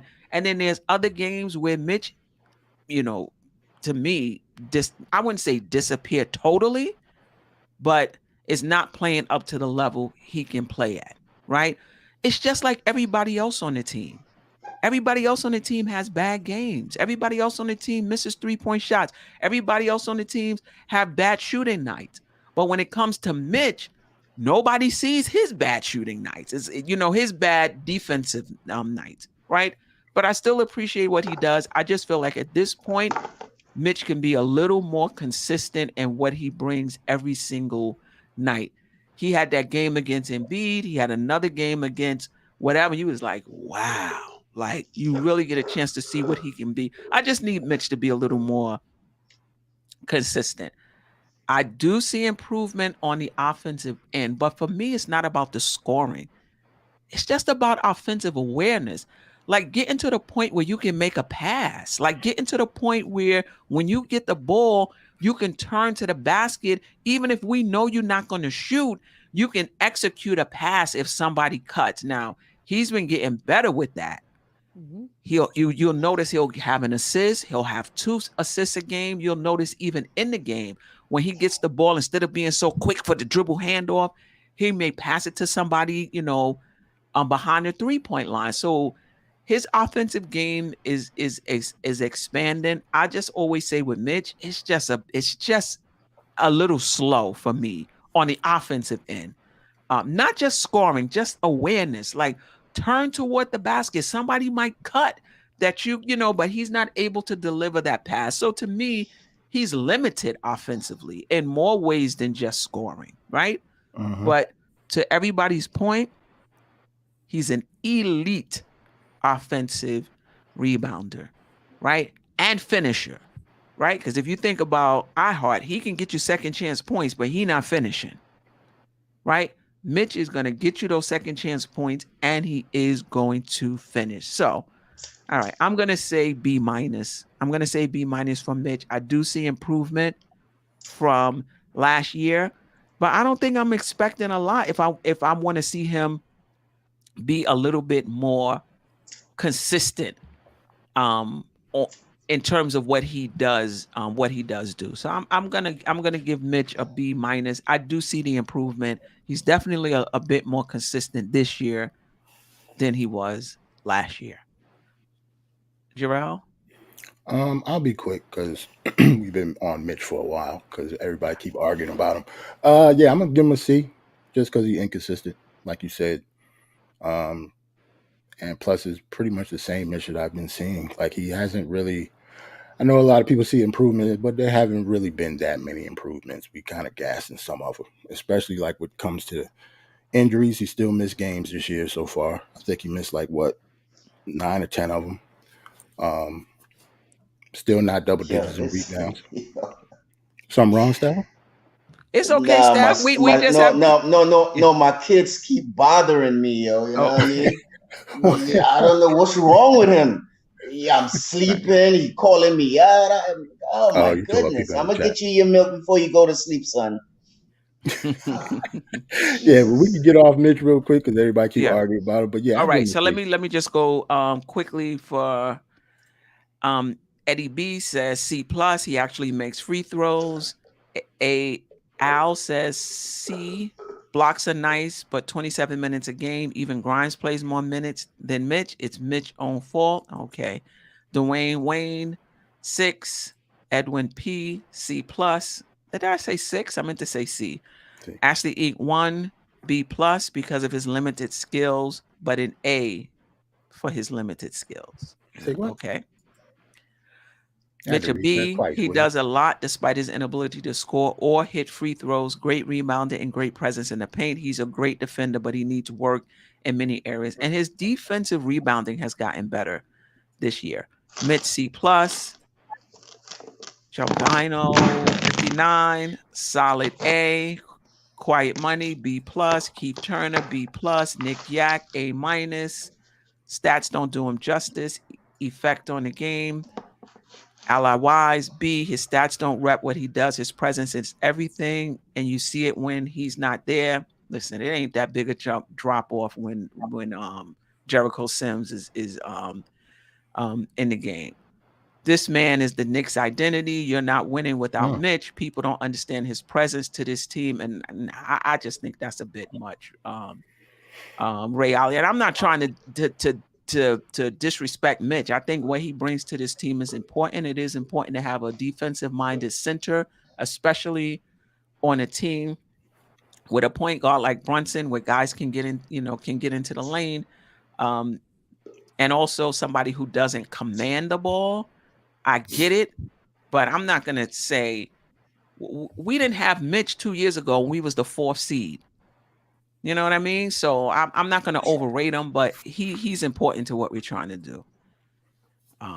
A, Kerry Cox, B-, Almighty Finesse, C+, Jeffrey Clafter, B, Mitch, A, Rayology, Mitch is an A, plus. Pluses. All right, let's move on to, where did I miss Brunson? Yeah. Yes, you did. Yes. No Brunson or Grimes yet. Where's his slide? I know I did a slide for Brunson. We can just all give him A's and get out of here, Steph. I'm cool. I mean, I did a might slide. As well just give him an A. Yeah, might just give him an A-, grade him on the curves. Definitely an A+. I did a slide he for deserves Brunson. that 100 million. All right, wow. Can you still upload it while you're? Yeah. I am. So we're gonna move on to the next player while I upload Brunson.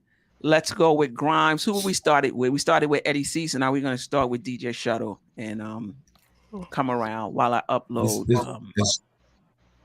I guess that's only right because I am the president of the Grimes Time Club.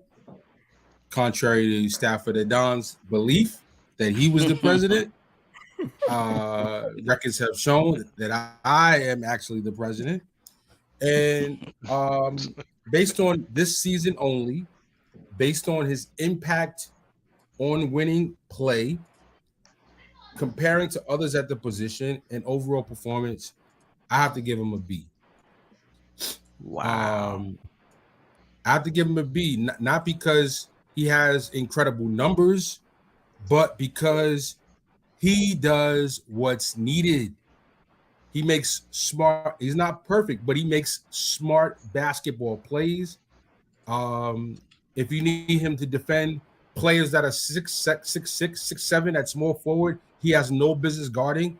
He's up for the challenge. If you need him to make a clutch three at the end of the game because Randle's fumbled the ball and we are squandering the lead, guess who you call? Grimes time.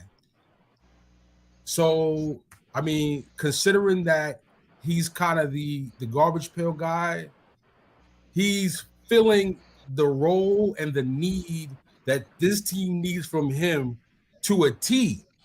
And because of that, he really should even get a higher grade, but I'm not going to OD on it. And I'm just going to give him a B. But it really should be like, it really should, considering his impact on the game, the defense, and just doing what the team needs him to do at the level he does it at, it really should be a B+. So I'm going to settle in at a B+. Okay. All right. Who's next? I'm sorry, I'm not Tsunami. looking at the screen. I had no idea. The numbers. Once you started jumping around, I was like, oh, okay. The numbers are. I don't know if that's what you wanted to do. Those are Mitch's numbers still. Oh, I did. Oh, okay, hold on. Let me get back and put this and put the screen up. Sorry about that. No. Well, yeah, you got the. Oh, I got his numbers wrong too. Yeah, those are Mitch's still, but I'll read them off real quick. Yes, read them off real quick. Really we love fast. you, Steph. Okay. Yeah, I appreciate you. It's not easy being. I've done it before too. Everybody. It happens. So 28.8 minutes a game, 46% field goal percentage, 37.5 from three. 80% free throw, which shocks me because I remember him missing them. I don't remember them being 80. It might be a small sample size, but I'm happy to see that. 3 rebounds a game, 2 assists, half a block, 0.8 steals. Those are pretty good. Considering he's not like getting a lot of shot attempts and things like that, and he goes from game to game. He might get 5. What was the points per game? What was the points per game? 10. 10.5. So 11. I'm round. If I go to 5, I'm rounding up. Round up 4. I don't know. All right. Anyway, so I like depends those on if stats you like for them or him. not. That's what it is. Anybody, Right, whether you're gonna do a round up or down. Yeah. It's always like that. That said, though, I like those numbers from him. We've seen. I mean, it's hard to follow after DJ Shuttle. He said all the things. But I like that he's been a calming presence in the clutch. I do want to just draw more attention to that. Knicks have sputtered in the clutch in a lot of games in the last at least I have some recency bias, at least the last 5 games, maybe last 10 games. And when all else fails and you do throw it to Grimes, he's making them. I mean, I'm like, wait, I thought we're all going to fail now. We're going to sink the ship. But no, he's like, no. We're not going to sink the ship. Meanwhile, of course, Brunson's doing that too. But Brunson's different. You know what I mean? I mean, that last game, I think it was the last game or the game before. Y'all can hold me to it either way. It was recent where Grimes didn't like play for a solid 8 minutes, 10 minutes. And they brought him back in. And with like 2 minutes left, I think. Yes, with 2 minutes left. And he hadn't played for the whole fourth quarter. He hadn't played. We're sputtering on offense. We don't know what to do. We throw it to him. I think it was late in the shot clock too. 25 seconds, I believe it was. Yeah, and he bangs that like he's been playing 40 minutes. Like that really brought some extra brownies points for me, just because that's not easy to do when you're cold like that.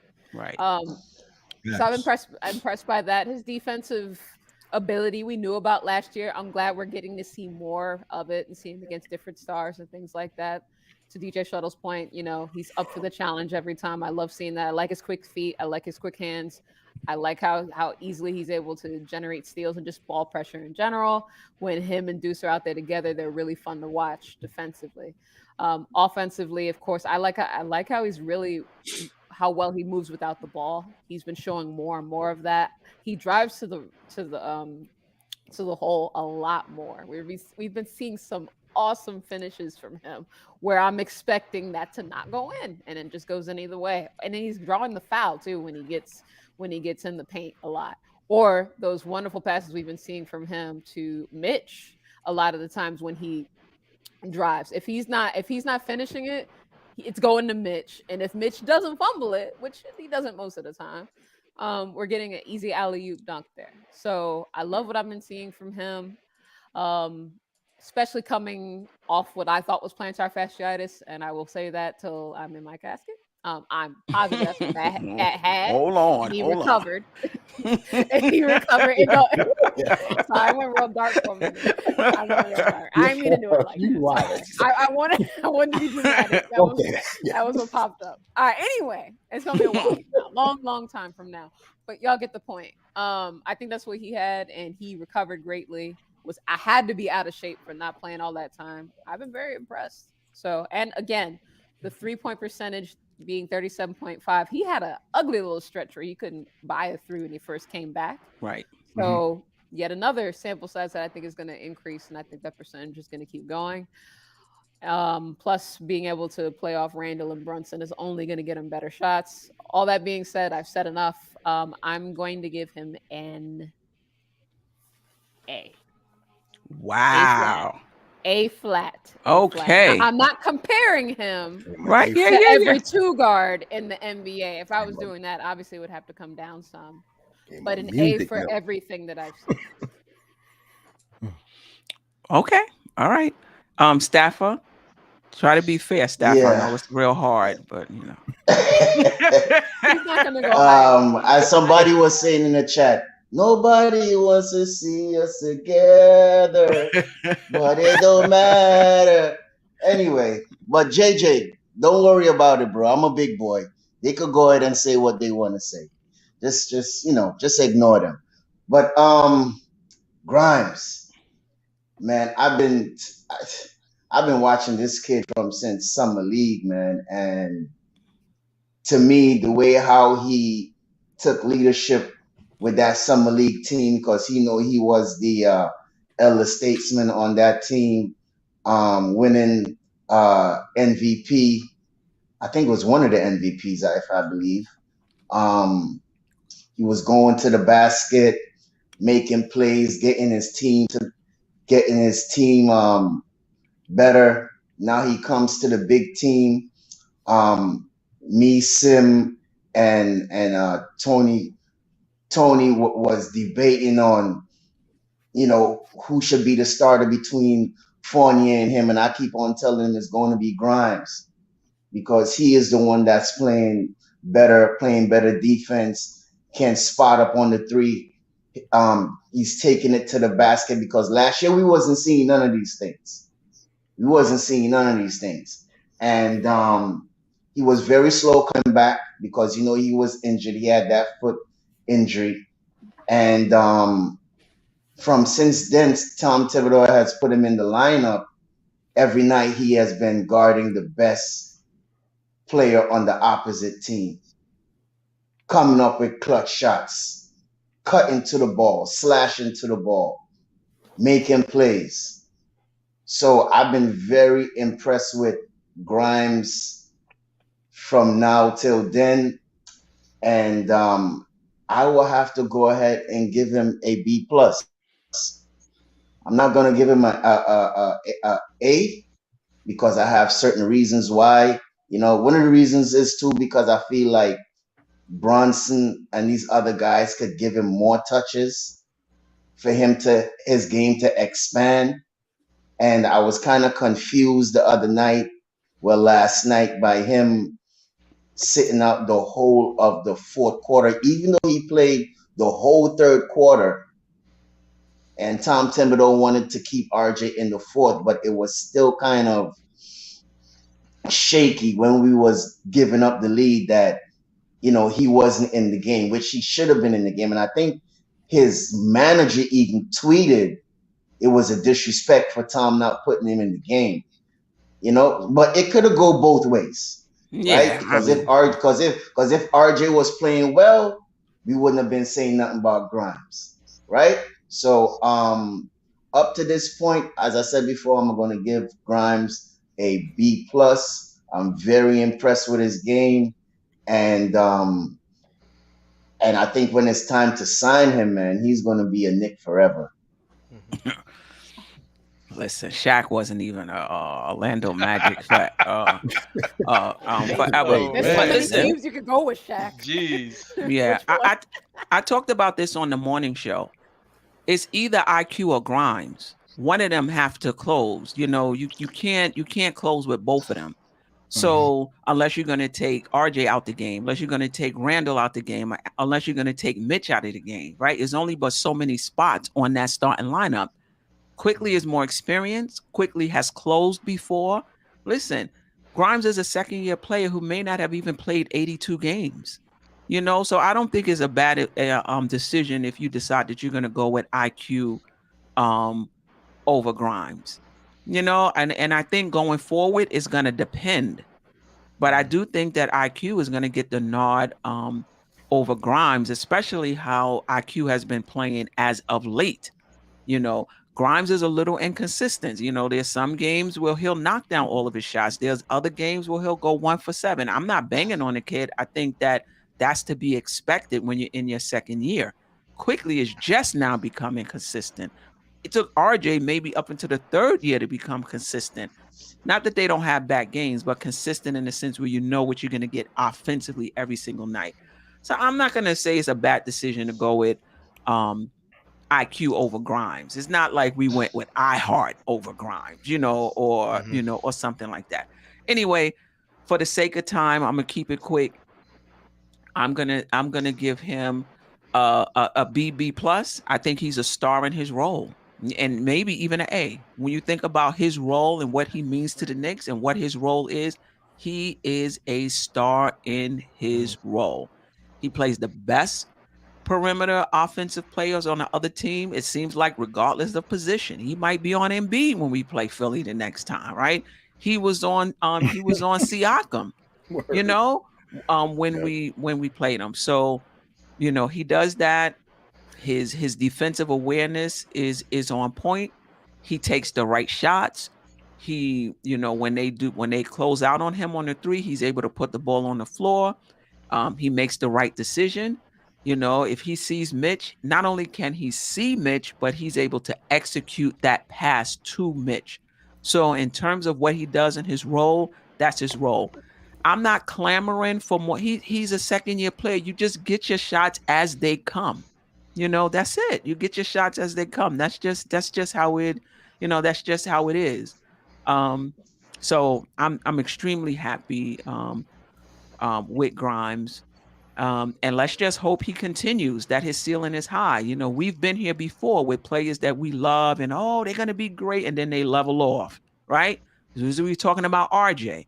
He leveled off. This is what we was talking about Mitch. We got a steal in the second round. he leveled off. So let's see.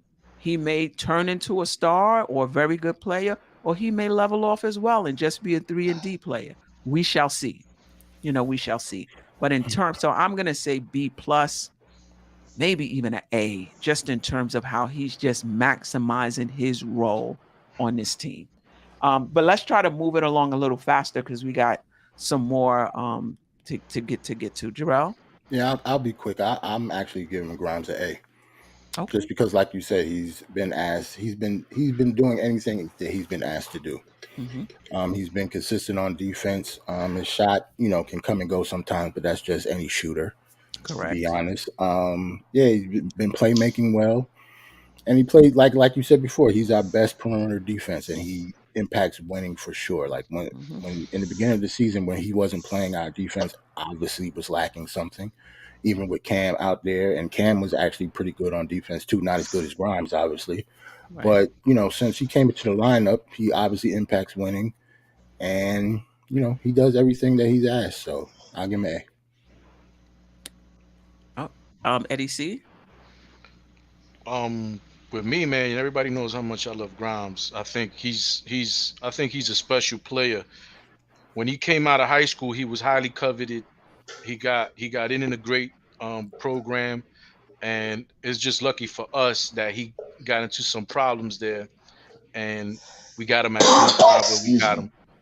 He's basically, to me, the steal of that draft. And if you redo that draft today, he's probably a lottery pick.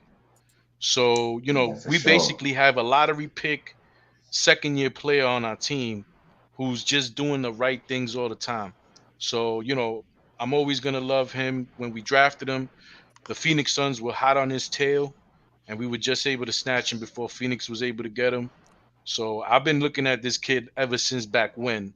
So, what I mean? Like, I know about Quentin Grimes, and I've always been singing his praises, and he just makes me look good all the time. Right. Can I just say something? Nick Average, I appreciate you being here, and I appreciate you rocking with us. And I would just say, if you don't have anything positive to say about those on the panel, just don't say anything. These guys are up here giving their time. None of us get paid for this. We're doing it for fun. This is a hobby. This is what we love. We love rocking with you guys. Reading the chat. We respect the chat. At least I do. And I try to, some plays, some shows, if you're not giving a super chat, your comment ain't even coming up on the screen, right? I don't get super chats, but I still, respect you guys, and I put your comments up. You can disagree with us. Nobody is saying you can't. People disagree with me all the time, Steph. I don't know about that, right? JJ, when I was talking about, the ISO, JJ was like, nah. I ain't with that take. And that's totally fine. But here, what we try to do is we try to keep it respectful. That's it. You can disagree and not be disagreeable and not be disrespectful. So we appreciate you being in here rocking with us. We just ask that you just keep it respectful, but you can definitely disagree with us. That is definitely welcome. Almighty Finesse, you're welcome to come on the panel too, since you say you got better takes than me. And yes. I only watch NBA highlights. All these things you say about me, but you never come on the panel to debate me. And I will be waiting one day for you. Anytime you're ready. Right. Anytime, any day, anytime. All right, son? So Go ahead with the show. Yeah, and Nick Average. Sorry. Even the cats who talk nonsense, you can disagree with them without being disrespectful. You could disagree. I mean, that's totally the only totally reason fine. The only reason why I stepped in is because I don't really care what nobody says on the chat. Mm-hmm. But when it becomes personal, you know what I'm saying? Right. Especially somebody that I've been rocking with for a long time, like Steph. It doesn't even really matter who. When it becomes personal, then that I don't agree with. So, I didn't agree with what he said. I said what he said. I've been reading whatever he's saying. It doesn't really get to me like that. But, just don't do personal shots because that's disrespectful to me. No, but you see the thing about it, Eddie C, that don't bother me. But it bothered me. But it bothered me. I have thick skin like an armadillo. So all how they try to all how they try to send their shots, it don't bother me. It just flick off like they little ticks. It don't bother me, bro. That's why I said I purposely come on here just to piss them off. Just to piss them off. Because I know none of them don't like me. And I don't really care. You understand? They don't pay my bills. They don't do nothing. And I have another son called BN_ now. So, you know, all these cats that hate me, I really don't care, bro. Y'all don't do nothing for me. I got you. All right. We gotta move on. Brunson, I'm so sorry. There he is. 33.4 minutes, 22 points, 3.5 rebounds, 6.4 assists, 2.2 turnovers, shooting 47% from the field, 39% from three, 85% from the free throw line. I'm sorry, we gotta roll through it a little quicker than we want to. Well, I may give a little more time. Those who are tired, I get it. If you gotta, you know, a matter of fact, probably we should do the giveaway after Brunson, because guys have been hanging in here for a pretty long time. All right, we starting with Tsunami this time, right? We started with DJs. I guess it's me. Yeah. Yep. I'll make this quick, man. I mean, of course I'm giving the cat an A+. Yes, the plus. He's won us games. He's won us games. He's not only has he just been the closer. I mean, he just makes timely baskets in spots where we're just sputtering, which happens in different games. Third quarter sometimes, second quarter. Those baskets are what keep us in games. So I like that. I love the way he finishes around the basket. His mid-range game is lethal.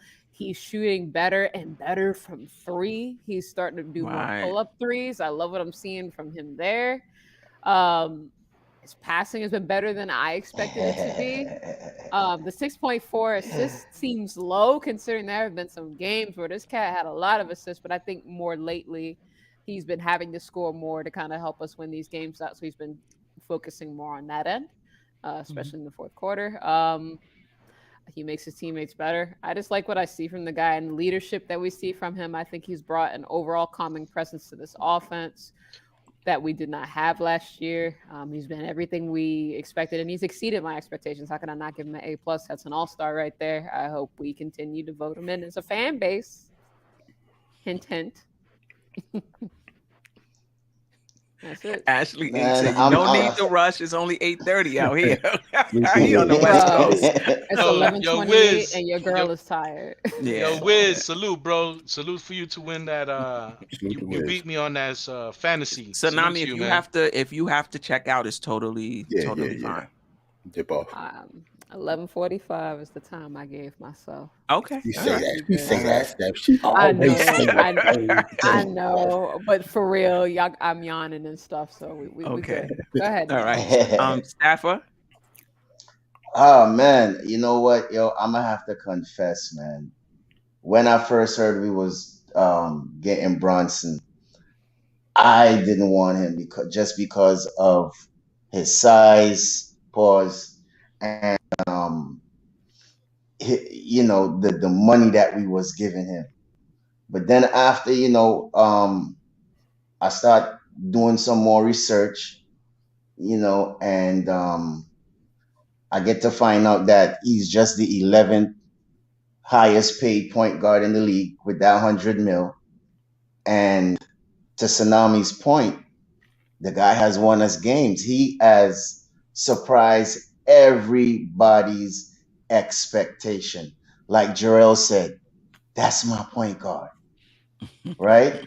So, you know, I will have to go ahead and give this guy an A+. I'm not going to give him an A+ as yet, right? Because he has missed some couple free throws for us in clutch times. Although I'm not going to hold that against him, right? He has been injured, you know, with the hip and whatnot. But at the same time, he has been clutch. I think he's number 5 in the league in clutch points in the fourth quarter. And we need somebody like that on our team to organize. We haven't had a point guard like that in many years. You see, he has controlled Randle and his emotions, take away a lot of the responsibility from him. So he don't have a lot of pressure on him. So I got to give it to Jalen Brunson, man. He has surprised a lot of us, right? And I got to go ahead and give him an apology, you know. I'm sorry, bro. I underestimated you. You know, I'm very sorry. And you definitely deserve that 100 mil, sir. And I believe if it wasn't for him this season, we wouldn't be in the position where we at right now. So shout out to Jalen Brunson, the A. Yeah, no doubt. We're not gonna be able to get to everybody. We'll do Brunson and Quickley, and we're gonna have to call it That's cool. We can make it a part 2. We could do a part 2. Won't be nothing left, but maybe next week we'll do the bench players. You're right. Yeah. Honestly, the rest of the players might not need grades anyway. Right. Real quick, a A for Brunson. I was very high on Brunson, and he even exceeded that. Right. You know, I thought with him, you know, I thought he was good enough to be a point guard on a championship contending team, but that we would still need 2 stars, right? Similar to Boston. They got Marcus Smart, who's the point guard on a championship contending team, but he has 2 stars. I think Brunson is good enough that we may just need 1 more star after him. I think he's not only an all-star, I think he is a budding star in this league. Obviously, we need more time. I would like to see him in the playoffs with the Knicks. I've seen him in the playoff with Dallas. I would like to see that. But this is what stars do. They're able to take their game to another level when the lights shine brighter. And he's been able to do that. He doesn't shrink under that responsibility. And yeah, he gets an A. Jarrell? That's my point guard. So you already, I'm be quick, A plus, whatever. Like Jalen Brunson is the engine for us. Like you just go to Eddie. Like that's my guy. So I'm gonna give him an A plus, and I'm gonna say that he is definitely gonna be an all-star this year. Like that. DJ Shuttle? You muted, bro. You muted. Definitely an A. I think the biggest question mark coming in was his 3-point percentage. And if he's able to sustain anywhere close to what he's doing right now, that would still far exceed what he had coming in. Yeah, you might want to nitpick on his assist numbers, but A, he's had to score so much, and B, too many players miss shots when he passes them the ball. I mean, he could easily be at 7. Right. He could easily be at 7.5, 8 assists a game if people were making more shots, and he wasn't relied on to score so much. But I mean, he's been like everything we could have asked for. I mean, after years and years of point guard being so big of a question mark, to feel like it's solidified for 4 seasons, like, you know, I'm just like, yeah, now we're ready to go. All right. That's everybody, right? So let me get to the chat real quick. Jeffrey Clafter, Easy A. Ilmatics, Brunson the Locksmith is an A+. Edwin B, A+. Greg Brunson, A-, only real A on this team. Al, unanimous, quadruple A. Cyprian Pender, hope I got that right. A. Delano Still Jr., appreciate you. Jalen Brunson is an A. He's a clear positive impact. Edwin B., that's our closer. Nick Yak, 33 minutes is not too much for this dude. A+. What else? Quality jumper, appreciate you. Brunson is a strong A, gives a lot of effort. Free throws can improve. He's at 85. Yeah. But I get it. He has some bad games. In the clutch. Yeah. In the clutch. In the clutch. Okay. But he believes in himself and does not quit. A model for all to follow. Brunson gets an A-, always room for improvement. Remember, we don't need Brunson. We got Quickley. Right. A lot of fans didn't want Brunson. Let's keep it real. That is true. He's been worth every dime. I wanted Brunson from the get-go. We need a point guard bad and was in no position to be picky. A+. Ashley Inc. Brunson is an A. The plus will come with more defensive skills and ball distribution late in the game by trusting his teammates. But listen, late in the game, That's not our offense, though. Yeah. Yeah, Greg. but Queen, could I just say something about that before you continue? I do feel like Tom because sometimes when you try to throw the ball to Randall, he's getting double teamed. And then you have Bronson will always call his number. I feel like if like Quickley and Grimes and he will pass the ball more, I do think that we could get more offense in the fourth quarter, just not him. If you're trying to understand what I'm saying. I understand what you're saying. I feel like we could be more offensively, have more people scoring in just. We understand that he's clutch.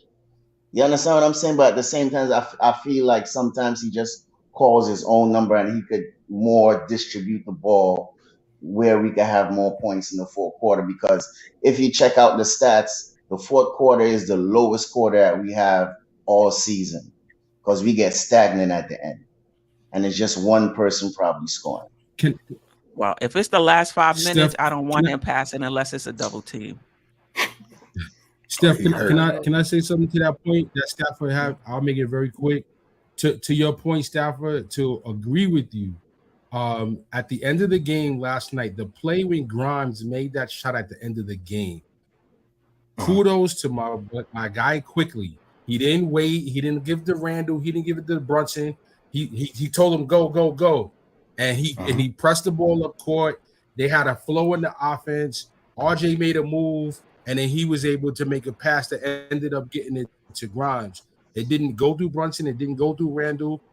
They just had a flow, and I thought that was that was the key play at the end of that game to me. No doubt about it. And quickly initiated that offense. So yeah,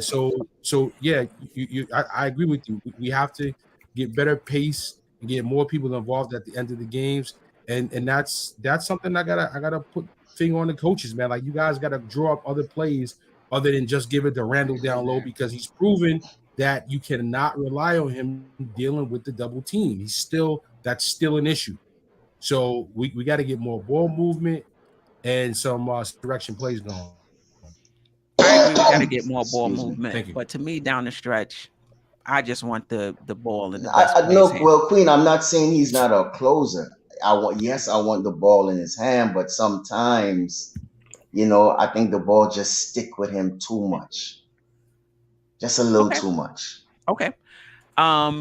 Greg, I remember before the season, Queen wanted DM over Brunson. Funny how things change. Greg, if you're going to keep receipts, don't bring the Walmart receipt when it should be the Target receipt. I never said I wanted Donovan Mitchell over Brunson. And if I did say it, there's nothing wrong with that. Donovan Mitchell is a better player. So there's nothing wrong with that. You know what I mean? I wanted both of them. Now, if you was really listening and really keeping receipts, you'll remember that I wanted Murray over Brunson, not Donovan Mitchell. And I would have been wrong, because Brunson, to me, for what this team needs, is the better player for this particular team. So if you're going to keep your receipts and you're going to call me out, make sure you get it right. Do it the right way, baby. I wanted both of them.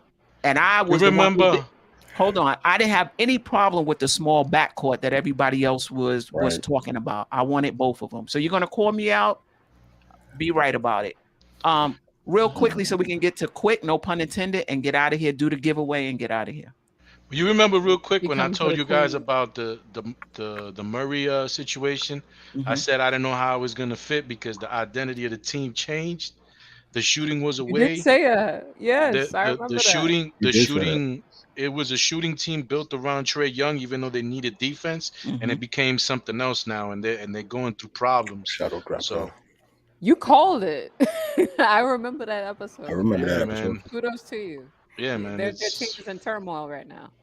And it's the personalities of the players too. You know what I'm saying?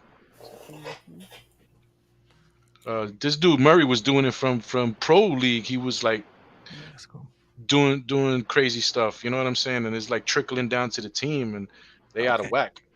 All right, let's get to this last one so we can get up. We can do the giveaway and get up out of here. Immanuel Quickley, 26.9 points, minutes per game, 12 points, 4 rebounds, 3.4 assists, 1.2, very low turnovers. I'm so feeling that with Quickley.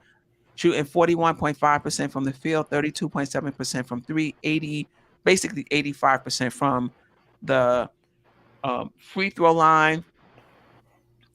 Let's start with Eddie C. I forget where we were. It was on Stafford. It was on Stafford. Okay, start with Stafford. Quick. I'm gonna go ahead and make it quick. I'm gonna go ahead and give it. I'm gonna go ahead and give him a B, man. Yeah. Only because the only reason why I say I'm gonna give him a B because it's inconsistency. The first half of the first I think quarter of the season, we didn't see IQ at all. He was giving us nothing at all. And I feel like, as everybody would say, I think that trip to the West Coast just changed everybody's mindset. And that's when he took off. You know, he started playing better. Then he comes into the starting lineup for Brunson. Brunson wasn't there. He's doing double figures, assists. He's making good decisions. So I would just go ahead and give him a B, man. But yeah, a B. He will get a B plus from me, but because of his inconsistency, just that, his inconsistency. So I'll just go ahead and give him a B. But overall, he's been good. Yeah. I'm gonna give him a B minus. Listen, I thought that his defense was pretty good from the start, and we saw that last season. His defense coming around. I thought coming into this season, he had to get better at learning when to call up his own number and when to run the team and kind of figuring out what we need at different times. That's not always easy. And I think now, he has that right balance. You know, case in point, the play last night, he was isolated at the top of the key against a big, right? He didn't throw up a 3-point shot or step back or what have you. He took him right to the lane, and he could have thrown up a floater, and nobody wouldn't have argued with that. He found Grimes in the corner for the three, and that showed maturity on his part to give up what's a good shot for a better shot. So I'm more, yeah. Sometimes he'll dribble a bit too much for a possession or two, but that's for the entire game, as opposed to that would be how he played the game. You know what I mean? So right.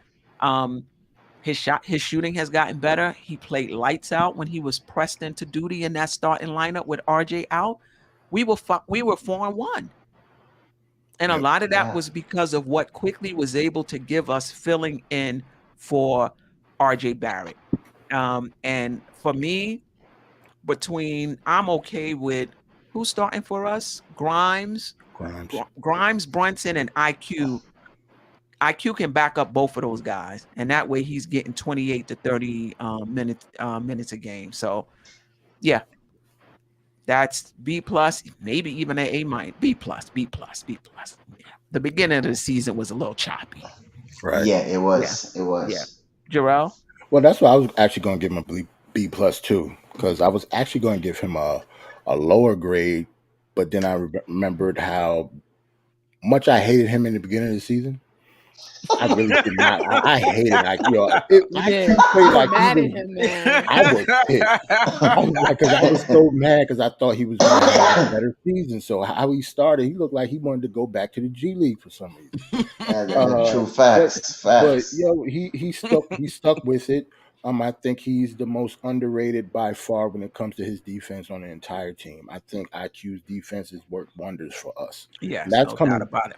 And that's coming from last season. Like he was coming to his own on defense in the end of last season, and he's even gotten better this season. So because of that, I know the shooting could be erratic sometimes, and he dribbled the hell out of the ball sometimes. But him being a Swiss Army knife in the backcourt, like he's been for us when RJ got hurt, like you said, I'll give him a B plus. He's been pretty good.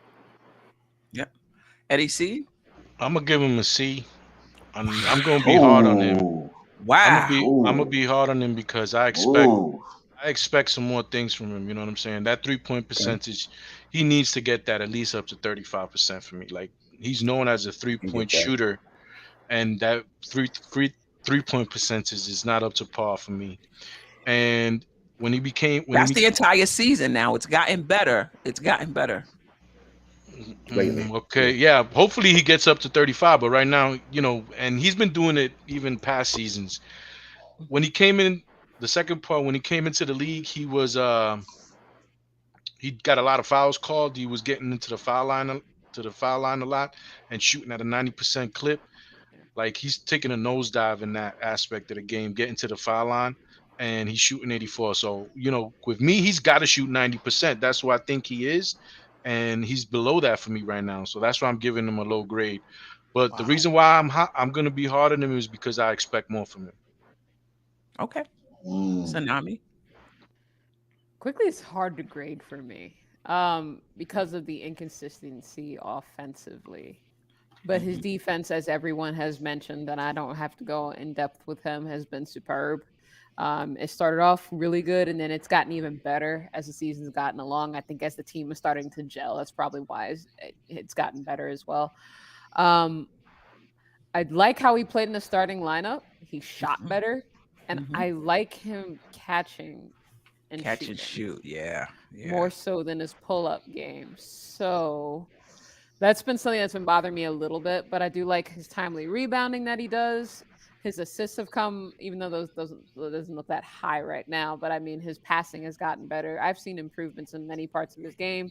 He is stronger now. I think that's one of the reasons why he's able to defend a little bit better. And I think it's also helped him finish a little bit better. However, to Eddie's point, that 3-point shooting is putrid for a guy who is known to be a 3-point shooter. The guy that wants to launch it from 28 feet, 29 feet from time to time. He's done it less this year, right? Those real long pull-up threes, but that is supposed to be a part of his game. So I would like that to improve it more. But I'd also like to I hope he gets more opportunities to shoot, catch and shoot, and I think that'll bring him up some.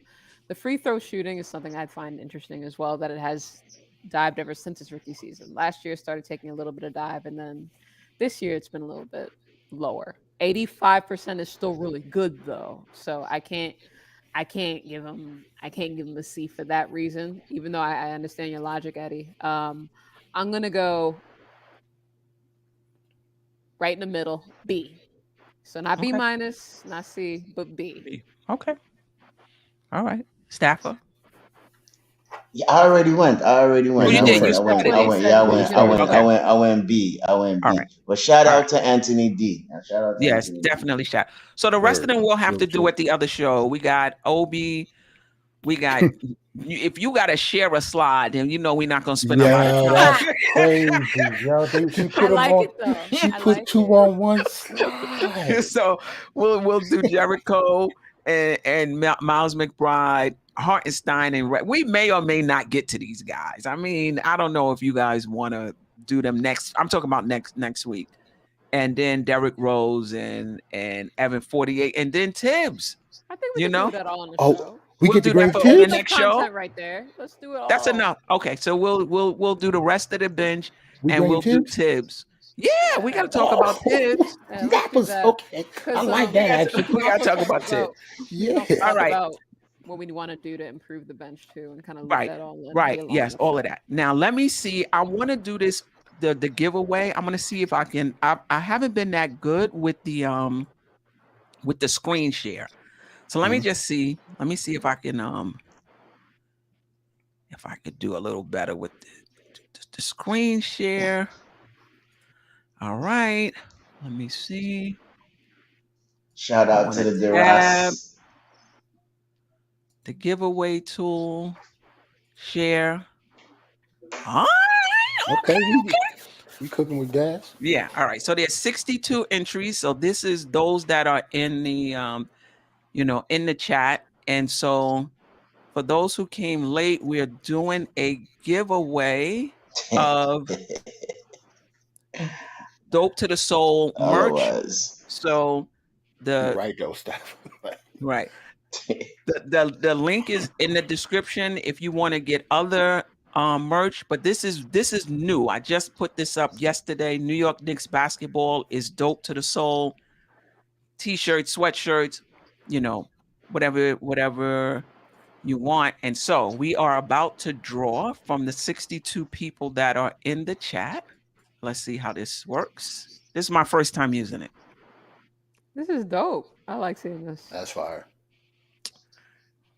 Staff ain't in there. A-Train. That's what's up. Was Big up to the A-Train the one that was A-Train. saying he was going to win? There was someone in the chat like Nah, that All was right. Almighty guaranteed. Finesse said he was going to. No, Edwin P. If you was in the chat, you were in the shuffle. Yeah, everybody in the chat was. Everybody that's in the chat was in the shuffle. So A-Train, what I need My you to island do, brother. yeah, is DM me. Let me see if I can. All right. DM me your name and address. Trust me, I'm not going to show up at your doorstep. Whether or not you want the short sleeve t-shirt, the long sleeve t-shirt, the sweatshirt, or the hoodie, and what color you want. All right, you DM that to me, and I will send it to you. And for those who didn't win, check the link down in the chat. In the description. You can go to the merch store, and that's another way to support the channel. Get your merch down from the merch store. And it's not just this logo. There's a Dope Soul Sports Talk logo. There's a Dope Soul Knicks Talk logo in the Knicks colorways, which is the orange and the orange and blue. I should have had that up here as well. And soon it'll be connected to the channel. It'll be right below the video. But there's some things I gotta work out with YouTube. If you haven't already, subscribe to the channel, hit the notification button so you'll be notified anytime we go live. Hit the like button. What happens with YouTube, the more you comment in the chat, and you guys do an awesome job with that. Word. The more you comment on the video once it's over, the more you hit the like button. What YouTube does is it takes the video and it sends it out to more people. Right? It sends it out to more people. So that's a way to support the channel. A super chat is a way to support the channel. Also in the description, the Cash App is a way to support the channel. And at some point, I'm going to do the YouTube membership, where you become a member. There's going to be exclusive content just for members, including maybe once a month. I don't know if I want to call it a town hall meeting or whatever, but just once a month where the members can just come in and we just chat it up and talk Knicks. All right. Nice. Facts. Like And A-Train, make sure when you get the t-shirt or whatever you get, you take a picture and you DM the queen to let her know that you got it, and you're showing it off to all your friends. All right, A-Train. Take a picture, A-Train, when you do get it, and put it on Twitter. Kerry Cox too. Kerry Cox is the one who said it first in the chat. Dope to the soul. And I remember when I saw it, I said, "That is nice." Yeah, I like the way the is on the hour. It looks like a number 15 on the jersey. Yeah. That's a nice little touch right there. Nice little detail. Yeah. I'm gonna have to cop a hoodie myself. Okay. All right. I get cold a lot, so Don't worry. as I wear a got you. jersey. I got you. Don't worry. Any last words before we get out of here? Well, another great show, Steph. Thank you for doing this. Tsunami, Eddie, Staffer, y'all are always great. Salute the Shuttle. He came in here with all his own ad-libs and stuff. That was dope. The New York Giants Sunday, 4:30. Come on over to New York Giants. Come on over to our side. I understand, Tsunami. Y'all didn't make it. Hey, No. Calm down. I'm not going to say nothing negative about the Jets. Not going to say nothing negative. Calm down. Matter of fact, I want us to, unite. Right, in the playoffs, man. Come on over for us just for one day. You know what I'm saying? Just for one day. Just for one day. Don't worry, Lamar Jackson coming over. I ain't worrying about it. Lamar Jackson soon reach. Come on over to Die Hard Giants 4:30. I'll be on the whole game. Steph is going to join me. Some other people probably going to join me too. Nah, Yeah, no definitely. no halftime stuff this time. No halftime. We're doing the game. entire game. Entire game. Me. Okay, cool. 4:30. I seen you link Tsunami. Okay. I seen you link too, Steph, if you want to join us on 4:30. Yeah, send it to me, bro. Y'all play the Vikings? Yeah, we play the Vikings. Yeah, we play the Vikings. We owe them I'm watching that game. So we owe the Vikings something. That's got some salute spice. Daniel Jones got to prove himself now. Yep, we'll see. Yeah, We'll see. yeah, definitely. So man-child, do you ship to Canada? Spreadshop actually ships the merchandise. So if the link is in the description, if you go there, I'm pretty sure they ship internationally. I don't know for sure, but I'm pretty sure. It might cost an extra little change, but I believe they probably ship over there. It's more about the Canadian importation than it is getting it there. Okay, got you. Now tomorrow I'm gonna be at the Washington Wizards game in Washington D.C. with MBK. They're having an event. Nice. I'm gonna be there. I'm staying over. I'm bringing my Mac. I'm gonna try to do the morning show from the hotel. I don't know what the lighting. I'm bringing my own lighting though. The lighting should be okay. Wi-Fi though, that's what. But the Wi-Fi, you right. I'm gonna see if they got premium Wi-Fi. But it's gonna be at 8:00 because I got clients at 9 and I need to get out of here. I got a dog sitter. They ain't trying to stay all this. I gotta be back. So I'm gonna go tomorrow. If I do it, it's gonna be at 8 a.m. Cool. Jarrell, I was just gonna say in the hotel, just in case, like, see if they got like a business center, they might could hook you up with like an Ethernet cable. There you go. That's true. Then you wouldn't have to worry about that. Right. Yeah. That's a good point. All right. Anybody else? I just want to salute everybody in the chat. Thanks for rocking with us. Yeah, definitely. Like always. Definitely. A-Train. Yes, sir. Almighty Finesse. Quiet Money. Edwin P. Alawaz. Anthony D was in there. Manchild. The Ross. You know what I'm saying? Just everybody for coming and chilling with us and, just being part of, what the Queen does every day. Thanks for having me on, like always. Of course, anytime. Knicks, they're gonna get better. They're going to get better than they are right now. Right. So, and if we make another move, forget about it. We out of here, bro. So, right. I like where we at. Yeah, definitely. Shout out to Nick Average. Nick Average, you still family. So shout out to you, Rayology. JJ, Wiz on the West Coast, Jeffrey Classic, Greg, DSJ. We may disagree, but we it's all love. JJ, Greg, JJ, always in the building. Geraldine, Keith Turner, Illmatics, David L. Yes, Ashley. Everybody. I appreciate you. This is something that I love doing. I like, chopping it up with the Knicks fans, and you guys make it possible. Until next time. Peace and love. You one of a kind. Yes. Sister, it's time you shine. Dope Soul. Where you at?